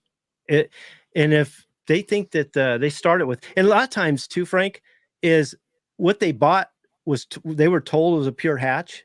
In reality, we're probably looking at a bird that was actually in the F2 or F3 generation, actually, Or farther. Yeah. you know, they're playing that percentage game. Oh, he's a great bird. He has a quarter hatch and 3/4 Kelso, you know, and then, you know, it just doesn't mean anything anymore. But the Founders Program was created to take these birds at the bottom, which is the F3 generation, and create a family from that. That's what Make we them did. one color too, not several, but one Yeah. color. Because if you take like this gummy bear right here, can you guys see that? Yeah. Okay. If that's the bird you're starting with, we don't care what's in it. It's just a collection of genes. If the phenotype, if the bird has all the traits that you're looking for, and it represents its breed, and it still could, just even though it has all these different traits in them, a trait's a trait. We can create a family from that bird. We don't care what's in them. Now, if it matters that he had a certain percentage of hatch and a certain percentage of Kelso, and then you added a claret there and you added a round head over here, you know, if you're stuck on that, then all you're doing is kidding yourself, because it doesn't mean anything. But if we take this bird right here and we want to make a family with it, we can. If we just devoid our mind of what we think is in it. The name doesn't matter. The percentages doesn't matter. It's what we see in front of us. We talked about this earlier. What's the phenotype of the bird? Okay. Are they repeatable colors? Can we replicate this bird? Can we find the proper mate, so that we can create a family from that? That's what the Founders Program does. So a lot of people are always asking me, can I create a family? Do the birds have to be perfect? Do they have to be pure? You know, can they have any faults? Well, you've seen what I started with. If anybody's been watching me for any length of time, I didn't start with perfect birds, and I created a fantastic family from it. So that's what we do with the Founders Program. Yeah, nor do I. I mean, it's amazing what pictures can tell over a period of time and what selection can do. But Kenny, you've said it many times. You take your seed fowl, if you dig in, you breed enough, you'll find what you're looking for eventually. It's in there. You just got to find it. You got to get it out to where you can see it. Start with the best bird you can. Yeah. And as long as the offspring are better than the parents, you're moving in the right direction. That's it. You know, but you got to follow a really good plan, because if you're go ahead. That's what I was getting ready to say. Go ahead. The breeding program, you can't have half of a breeding program. You've got to have the whole thing. You've got to have the start, the genetic cleanup, then you've got to have the maintenance program. If you don't have everything in one, you're done. I mean, Rebecca, without telling what the Founders Program is, I mean, you see the way it's laid out. It's laid out for a particular reason to get a certain result, and it works you into a family. Absolutely. And I've seen it with my birds, because the ones I started with my black quail line, they were a train wreck. They were awful, but they were all I had. I mean, these birds, there's very, very, very few available in the US. So I had to work with what I had, and they were awful. And if it wasn't for the Founders Program working me through the careful selection and culling and what I needed to do next, and this step and that step, there's no way I'd have them where I have them today. And I can't imagine the thought of bringing in new blood and ruining all the hard work that I put into them. Yeah. I have really shaped them into something nice. And if I took somebody else's bird that hasn't, it has different genes and different defects and all that stuff, I would just unravel everything. Yeah. I mean, right. Go ahead. Because you're not going to know what traits and genes that bird has that you're going to implement into your breeding, program. So, yeah. The phenotype is nice, and that's what we start with. but we don't always know what the genotype is, and that can be a mystery. And we don't know until we breed them and we look at the offspring. And a lot of people, I mean, we were talking about why genetics are so important, and a lot of times we use genetics to test a family, to, like, let's say we buy a trio or a pair from someone, and we don't really, I mean, they look fine, but we don't really know that much about them until we breed them. Then we look at the offspring, and the offspring will tell us everything that we want to know about the parents. Whether, I mean, if the offspring are uniform and consistent, and you've hatched like I'm saying 100 of them, and they all look good, you don't get any surprises, and chances are that the guy had really good birds and they're pure. If you get variation, and you're getting a lot of variation, then we know we've got 2 birds that are actually crosses. I mean, he can tell me all he wants that those traits are normal, that he gets straight comb and peak comb. He gets yellow leg and green leg, and he gets, he gets the reds normally out of the silvers and the grays. That's normal. Chances are he probably sold you either 2 crosses or 2 pure birds, and then he's crossing them for you when you buy them. So the offspring will tell you everything you want to know about those parents. You're right, though. 90% of the time you go to a breeder, you buy a pair or a trio, you bring them home, you hatch the biddies. Kenny's totally right. As soon as they hatch out, the chicks, unless they're white or black, the chicks are all different colors. They automatically look different. And then when they get older, they really look different. Now, I mean, if you're starting a family like we do with the Founders Program, I have no problem talking about the first couple stages. And a lot of times that's what you need to do. You need to get as good a cock as possible. And then sometimes you got to go to a different breeder and get a hen. And you're going to see those kind of variations within the offspring. Okay. Again, the offspring are going to tell you what direction to go. And all we're looking for is out of the offspring that they do produce is what direction we want to go in. So we're not going to breed from all those offspring. We're going to pick the best from that. We're going to pick the standouts, and that's the direction we're going to go in. So, yeah, you might see that in the beginning, but little by little, you're going to run them to a fixation stage, and you're going to run them to the transition stage, and you're going to make your way into the foundation stage, and little by little, they're going to become more uniform and more consistent. And the only experimenting you should be doing at that point is in the subline, off to the side, never to the foundation, like I see so many people doing. Well, how great is it to be sitting in the driver's seat and doing what you want to do and not relying on somebody else to breed them for you?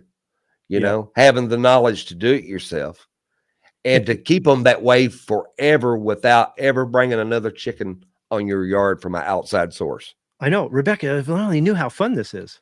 You know what I mean? That's the thing. It's amazing. You know, I've seen the progress. When I started out, I would keep like 1 out of every 100 birds that I hatched. And now in just a short amount of time, I'm keeping 20% of the birds, you know, and growing, you know, they're not immediate culls, and looking at them, holding on to them a little longer, going, okay, are you good enough? And, you know, I can definitely see the progress because I have, you know, more uniformity and fewer culls. It's getting harder for me to choose which ones I'm going to keep. Yeah. And that's a nice problem to have, actually, you know? So I know that feeling. That's why I started my Black Pearls.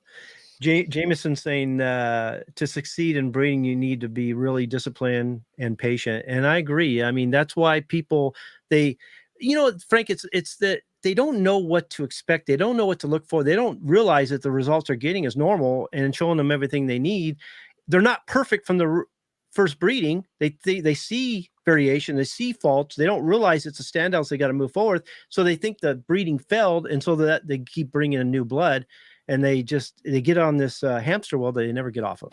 You know, I think a lot of them. You're right. I think a lot of them, they hatch off 5, maybe a half a clutch, 5 or 6 chicks, and they're you know, those look. I'm done. You know, they're ready to quit. And he hit the nail on the head. I mean, you've got to stick with it. You can't get scared and run. You got to figure out what's going on. And I promise you, within the Founders Program, there's so many options to go through. Me, Kenny, so many different articles. And someday I'm going to get Rebecca in there to be a coach too. She's really good. She would make a great one. She would make a great coach, breeding coach. She would. She'd make a great one. But everything's there. Only thing they got to do, it's at their fingertips. The only thing they got to do is actually use it. That's a the great Breeders point. Academy and the Founders Program will show you exactly when you see certain results. It'll show you exactly what you're getting or why you're getting it, and that it'll show you that where you're at is probably normal. You know, it kind of keeps you from jumping off the cliff type of thing. You know, Mark is what he's saying here. Chickens are plastic. You can mold them whatever shape you want. Just focus on one brand. You know, and it's that phrase right there is one of the reasons I cling to evolution so much, you know, because it shows. I mean, Charles Darwin, he showed by breeding pigeons and chickens and things like that, he showed how evolution works.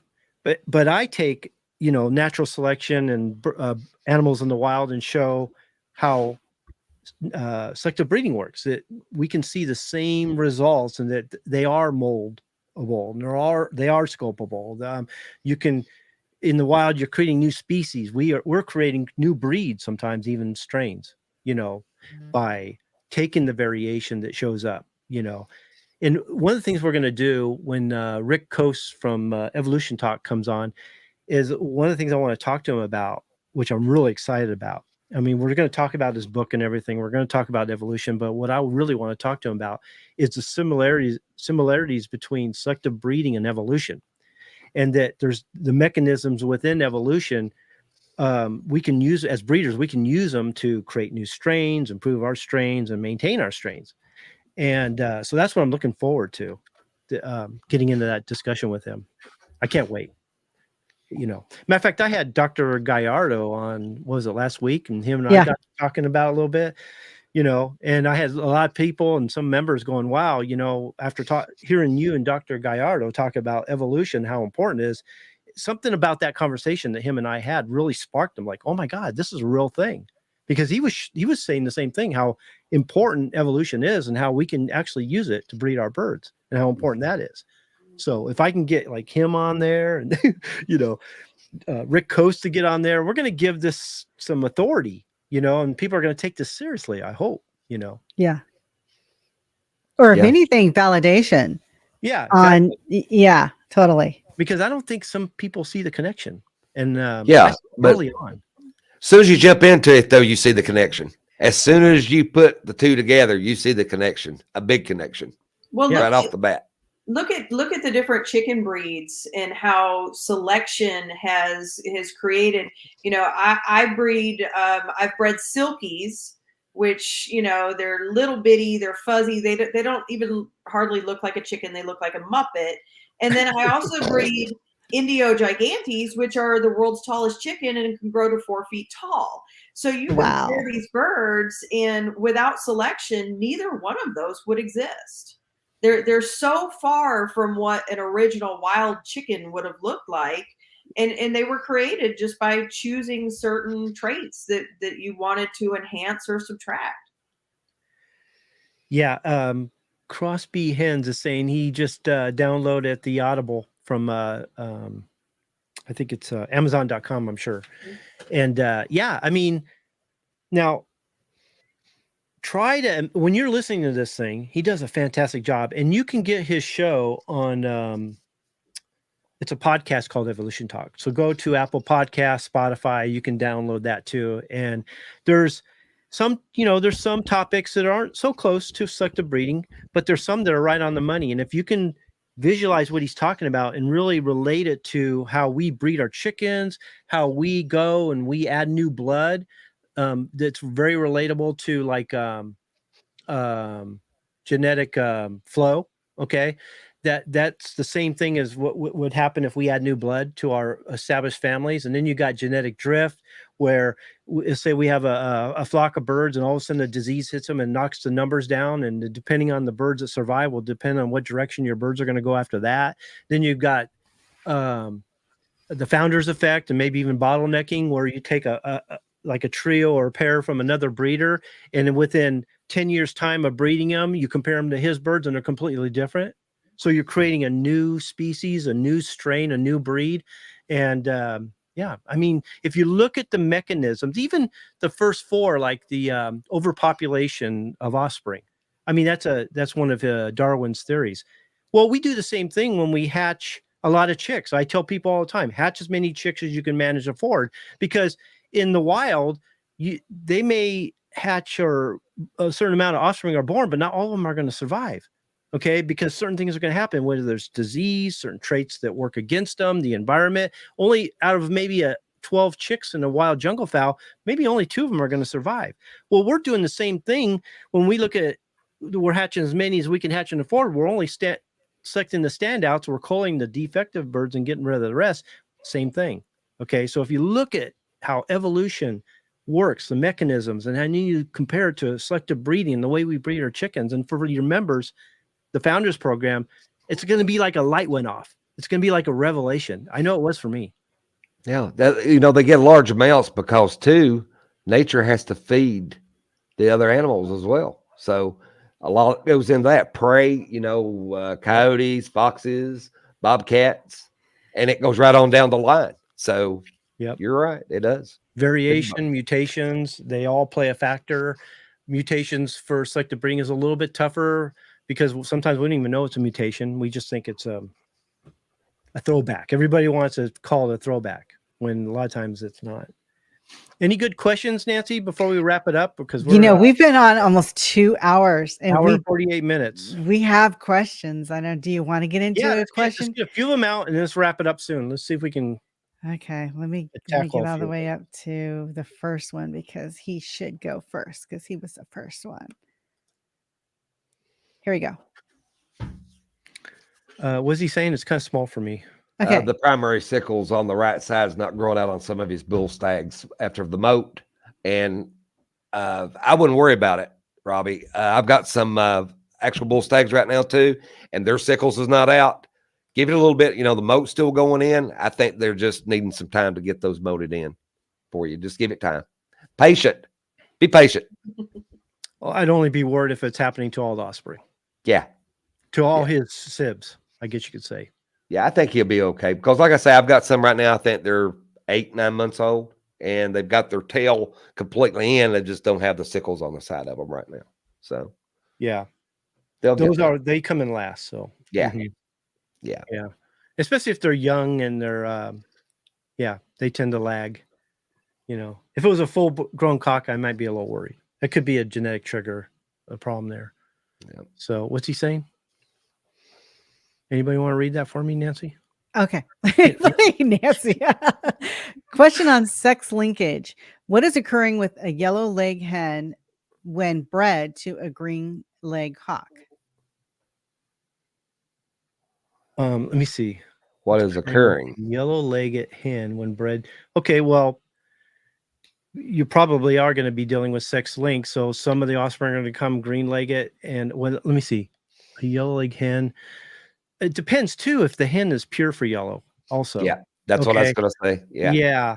If it's pure, then chances are it's the hen. So the stags would come out yellow, and the pullets would come out green-legged on that breeding. Now, if she's pure for yellow-legged, it would cancel the green out. If she's pure for yellow-legged. No, not really, because she can't pass her genes to her daughters. Now, if the cock was yellow-legged, if the cock was yellow leg, then both the offspring would be yellow leg. That's where I was having it at. I got it twisted around. Sorry. That's my bad. So if you got a cock with yellow leg and a hen with green leg, he's dominant, and he will pass his sex-linked traits to both his offspring. Now, a lot of people want to use those kind of factors for everything. It's only the genes on the sex chromosome that happens. So, and that's why it's sex-linked. So if the cock is pure for yellow, he's dominant, all the offspring will be yellow. Now, if the hen is yellow and the cock is green, then the stags will be yellow because she can't pass her sex-linked traits to her daughter. And then because of the father, the pullets will be green-legged. Okay. So, yeah. But we've got those charts. Huh? We've got those charts, the leg color charts on the Academy too, on the website. Now, here's funny is the hens that are green-legged are pure for green. The stags that are now yellow leg are heterozygous yellow, meaning that they are expressing the yellow, but they also carry the green from the mother. So they're not pure for yellow. Does that make sense? So in other words, you breed them to a green-legged. You're going to get a combination of 3 to 1. Yeah. It's going to tell you a lot. I mean, you're going to know if the hen is pure for yellow, and you know what's going on with the rooster. And what would we use that we teach in the website, Kenny, that would give you the percentages of those? The Punnett square. Yeah, the Punnett square. And also, here's another thing too. Here's another factor. Let's say that yellow-legged hen is not pure for yellow. Yes, the pullets, because of the father, are going to be all green-legged, but because of the mother, not pure for yellow, some of those stags are going to be yellow and some of them are going to be green. So see, knowing genetics helps you test, you know, to see what they're expressing and whether they're pure. One of the best things you can do, and as far as knowing genetics, is doing those kind of tests, testing the purity of those traits, testing the purity of the family, seeing if those traits are actually pure, homozygous rather than heterozygous. So if you're getting variation, like we just talked about, then we know she's not pure for the yellow leg. If all her sons are yellow leg, and you've hatched a bunch of them, then there's a pretty good chance she's probably pure for the yellow leg. If you hatch 100 chicks from her and one comes out green-legged, she's not pure for the yellow leg. All it takes is one. Yeah. And that's how you find out. You do those test breedings for, you know, peacocke, white-legged, you know, whatever you want to test, you can test it that way, and it'll let you know, like Kenny said. I'm trying to remember what I wrote on Facebook. I was like, because I get this all the time, is a lot of people think that genetics isn't important. And to me, it's the ones who don't understand genetics who think it's not important. And they don't want to take the time to learn it either. Okay. And because of that, they don't know genetics. They don't want to take the time to learn it. So then they got to try to convince everybody else it's not important. And I think those are the most dangerous people out there, because genetics is so important. And I think, Frank, we talked about this. We should do a show on why. I don't want to get into the mechanics and the factors of genetics exactly, but I want to do a website. I mean, I want to do a show on why genetics is important. We could do a whole show on that. That would be, I would like that. That would be fun. I'll work out an outline and we'll do that. In their defense, some of them, it will give them a headache though. So I understand why they don't. So it's simpler than you think though. It's it than is. you think. It's not as difficult really as is. they think it is. It's not. It's follow, not, but you they think it is. Yeah, but if you follow some of these websites, they make it so complicated, it does seem difficult. Yeah, you that's know? true. That's so true. I've done a really good job of showing you how dominant recessive work, how sex links works, how polygenics works, so that when you are breeding your bird, you can, you know, you have an idea what you're looking at and why. I mean, no, I think genetics is very important. Yeah. So, but you know, the way you've got it written out in the website and everything's explained, it's easy to understand. It's not hard. Now, if you go if you go in and read it like it's written out the scientific way of it, you're going to be I simplify in all kinds of hell. Yeah, but in the academy, you're not. If it sounds like we're struggling through it right now, and Frank and Rebecca know exactly what I'm talking about, because I could easily go down the rabbit hole, tell you exactly what's in the website. That when I'm going, because I'm trying not to say the wrong thing and still get something out. You know what I mean? No, it's not the wrong thing. It's you don't want to spill the beans, because I want you to. I want to work with you. Get in the website so I can work with you. It's we got our arms up behind our back, being pulled up, and when we get to say something, that gets tighter. So we can't say it, but now, that's what makes the masterclass video so fun. Yeah. Me and Kenny get to pretend and act like we're smart again. You know, we come on here, we're like, you know, I know we get on there. Kenny was having such a great time on the masterclass video. I mean, he was enjoying it so well. And he goes, "Was I rambling?" I said, "No, you were just being Kenny. You was enjoying yourself." It's like we say it all the time. How can we sound like we know what the hell we're talking about when we're holding back so much? It's like harder than you think. I'm telling you, man. He gets on those masterclass video series, and it's like, I can breathe. Yes. You know. It's fun. I mean, me and Kenny don't get to do that. I mean, like on these shows, don't get me wrong. These shows are fun. You know, they're terrific, interacting with the listeners and everything. But when we do those masterclass videos, we get to just say, it's like you're alone and you get to say every cuss word that you want and you got no repercussion, you know. So it's great. It's great. I mean, It's fun. Rebecca, you've seen it. You can see by what you were learning before you joined to what it is now, how much we held back. Oh, absolutely. I get to totally geek out when I'm watching those masterclass videos, you know. I've been getting so many good results. I mean, responses. People have been telling me almost every coaching call, they say they're getting so much out of them. They're really enjoying them. They listen to them over and over again. And every time they listen to it, they learn something new. And that just makes me feel so good because, you know, what we do is we record these, Frank and I. Okay. And then I go back, I edit them, clean them up. And then I add banners and illustrations and all kinds of information. Then you have the show notes to go with it. It's like a seminar when we're done. You know, that's what I try to make it. It goes from what we're doing here.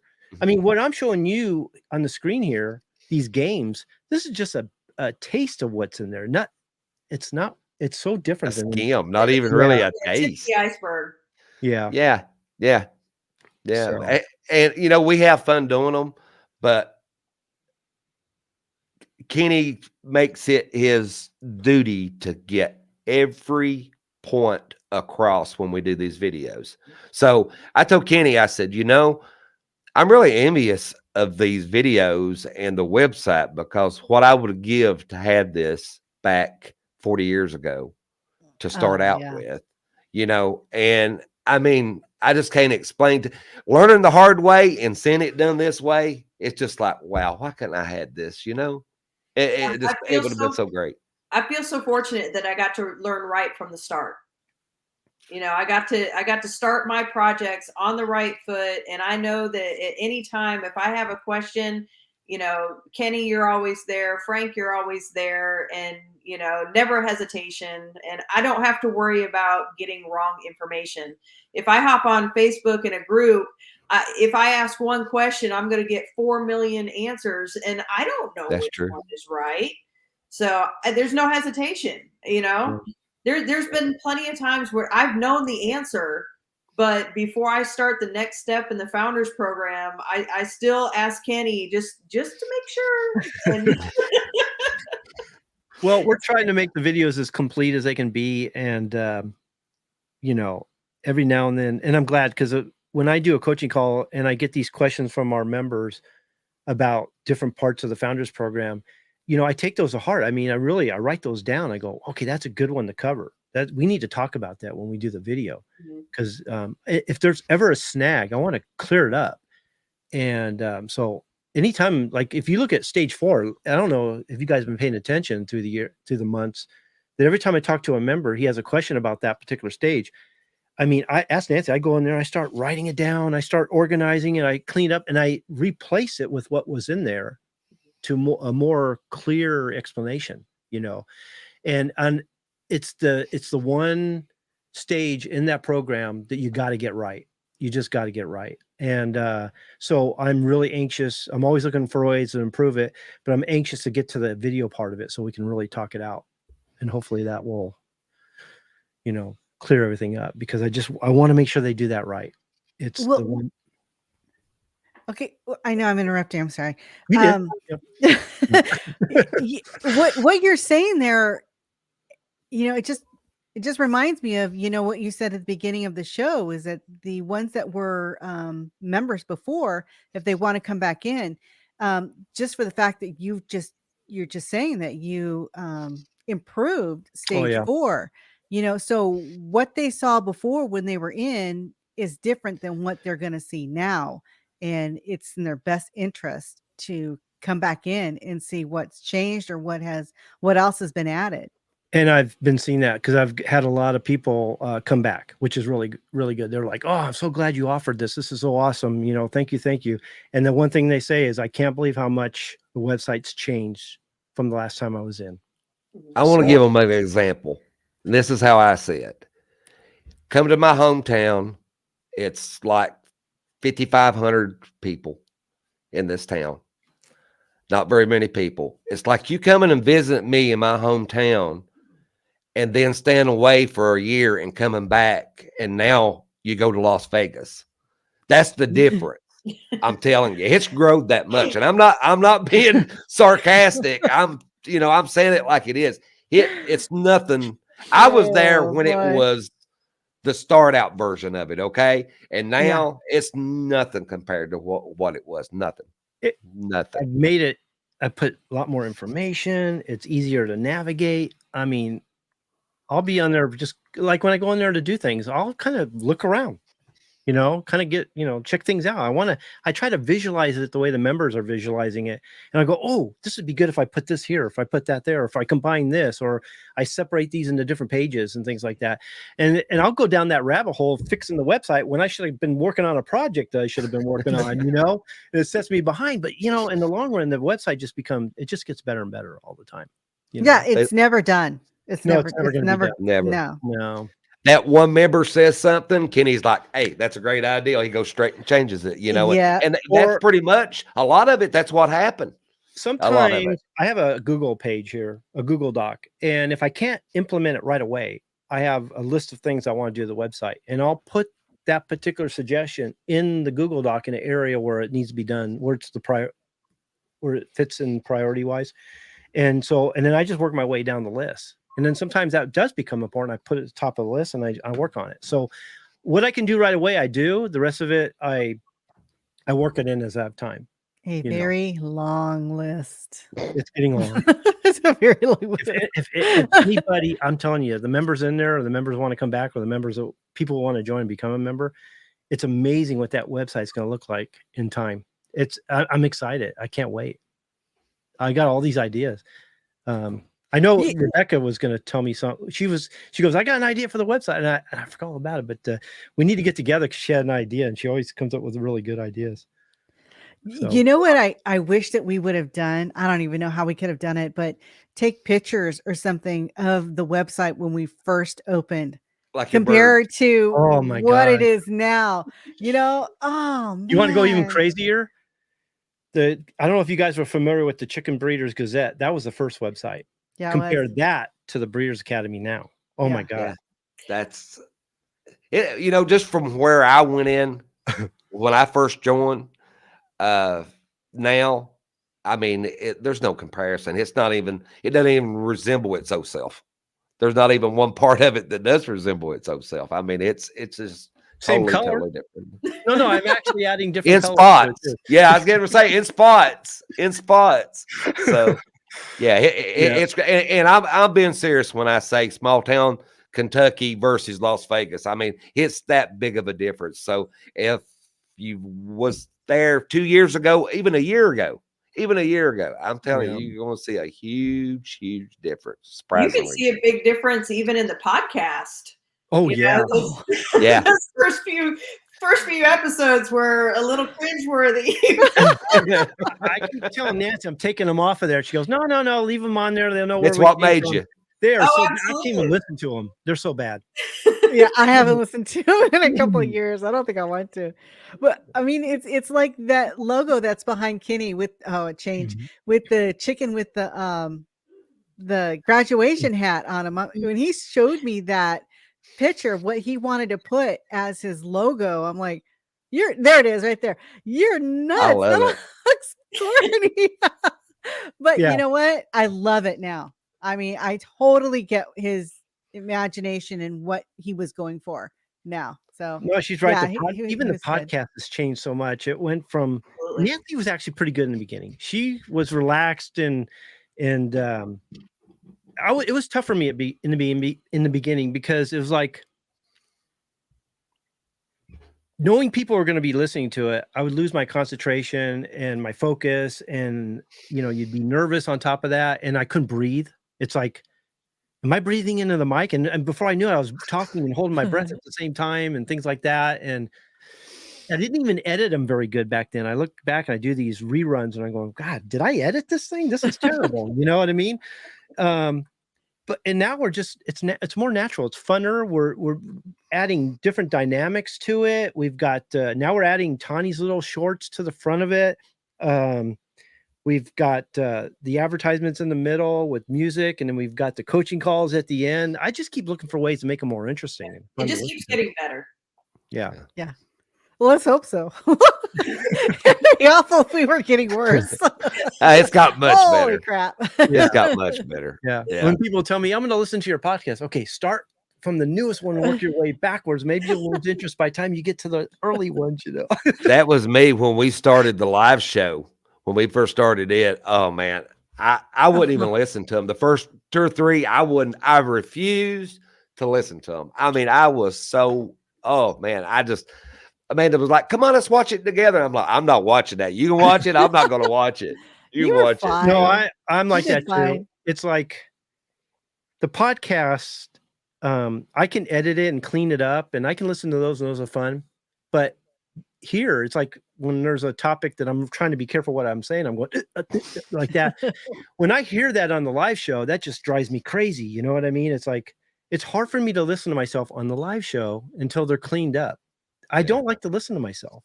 You know, He's I a think the perfectionist. information is fine. I don't have a problem with that. It's just I study over. See this right there. You know, that's going to drive me nuts when I hear that. Hey, I begged you, Kenny. If you remember, I begged you the first podcast we done together. I begged Kenny. I begged him. I said, He was gonna "Please, say. let's do it over. Let's do it over." I was all. Kenny's like, "Frank, calm down. Let me get it edited. I promise you, I'll do you right when I get it edited. Everything will be fine. Just calm down. Let me do my work. I promise you, I won't make you look bad." And then when he got it edited there, I was like, "Daggone it, you're the master at editing, you know." So yeah, he cleaned it up well. I didn't realize how bad it was, but I just put on a rerun because when I fall behind, because members come first, the website comes first, and if I fall behind, I just put a rerun on for the podcast. And I was looking, and I thought I was doing myself a favor and saving myself some time by just putting a rerun. Ask Nancy. So I put it on. I said, "Let me listen to it a little bit, see if I need to take anything out." That was your big mistake. I spent another hour and a half re-editing it before I put it. I'm like, why didn't I just do a regular show? Because I just put all this time into a rerun. I could see you doing that. Yeah, I could see you doing that. I'm a perfectionist. Yeah, I could see you doing that. So we should probably wrap it up. We're over 2 hours. It's amazing people are still listening in. You know, are you kidding? I don't think we've lost anyone though. No, we they're probably haven't. sleeping and leaning against their computer, going, "Sorry, guys, wake up! It's time to go to bed now." Yeah. For some of them, it's time to get up. So I want to thank you guys for joining me. Rebecca, thank you for joining us. I hope to get you on more. Thanks, Rebecca. I really appreciate that. Frank, always you're a blessing, obviously. Anytime, buddy. It's nice to talk to you on the show, off the show, during the Masters class videos. We're having a great time. Nancy, thank you for doing all this with me. It's just nice to have a partner who it sees the vision that I see and the mission that we're trying to create, and we're working together hard. And it's so much fun, and I appreciate that. And I want to thank our listeners, our watchers, and our followers for tuning in each week, because it's your questions and your participation that really shapes the show. And I can't tell you how much that means to me. So until next week. Wait a second. Well, you know, we got to thank Amanda too. This is Frank's wife, Amanda, because they should be at work right now. And she is so supportive of us being able to nab him and spend this time that he does with us on the show. So big shout out to Amanda for letting us have Frank for the few hours that we get to have him. Because they should be at work right now. They work all night long. Well, if I keep taking up all his time, I'm gonna have to buy her a house pretty soon. Actually, you guys done me a solid because she's feeling better now. Her back was messed up, and she's been at work probably a couple hours already. She went in early, got started. So early night tonight. Now we're gonna go on hour 3. Any more questions, anybody? She loves you guys to death. She loves you guys to death. Yeah, and plus, it gets me out of her hair for a couple hours, so she's fine with that. You know. Okay. So we're doing good. Okay. Yeah. That's right. So we'll see you guys all next week, and I appreciate it. Thank you, guys. Bye. See you.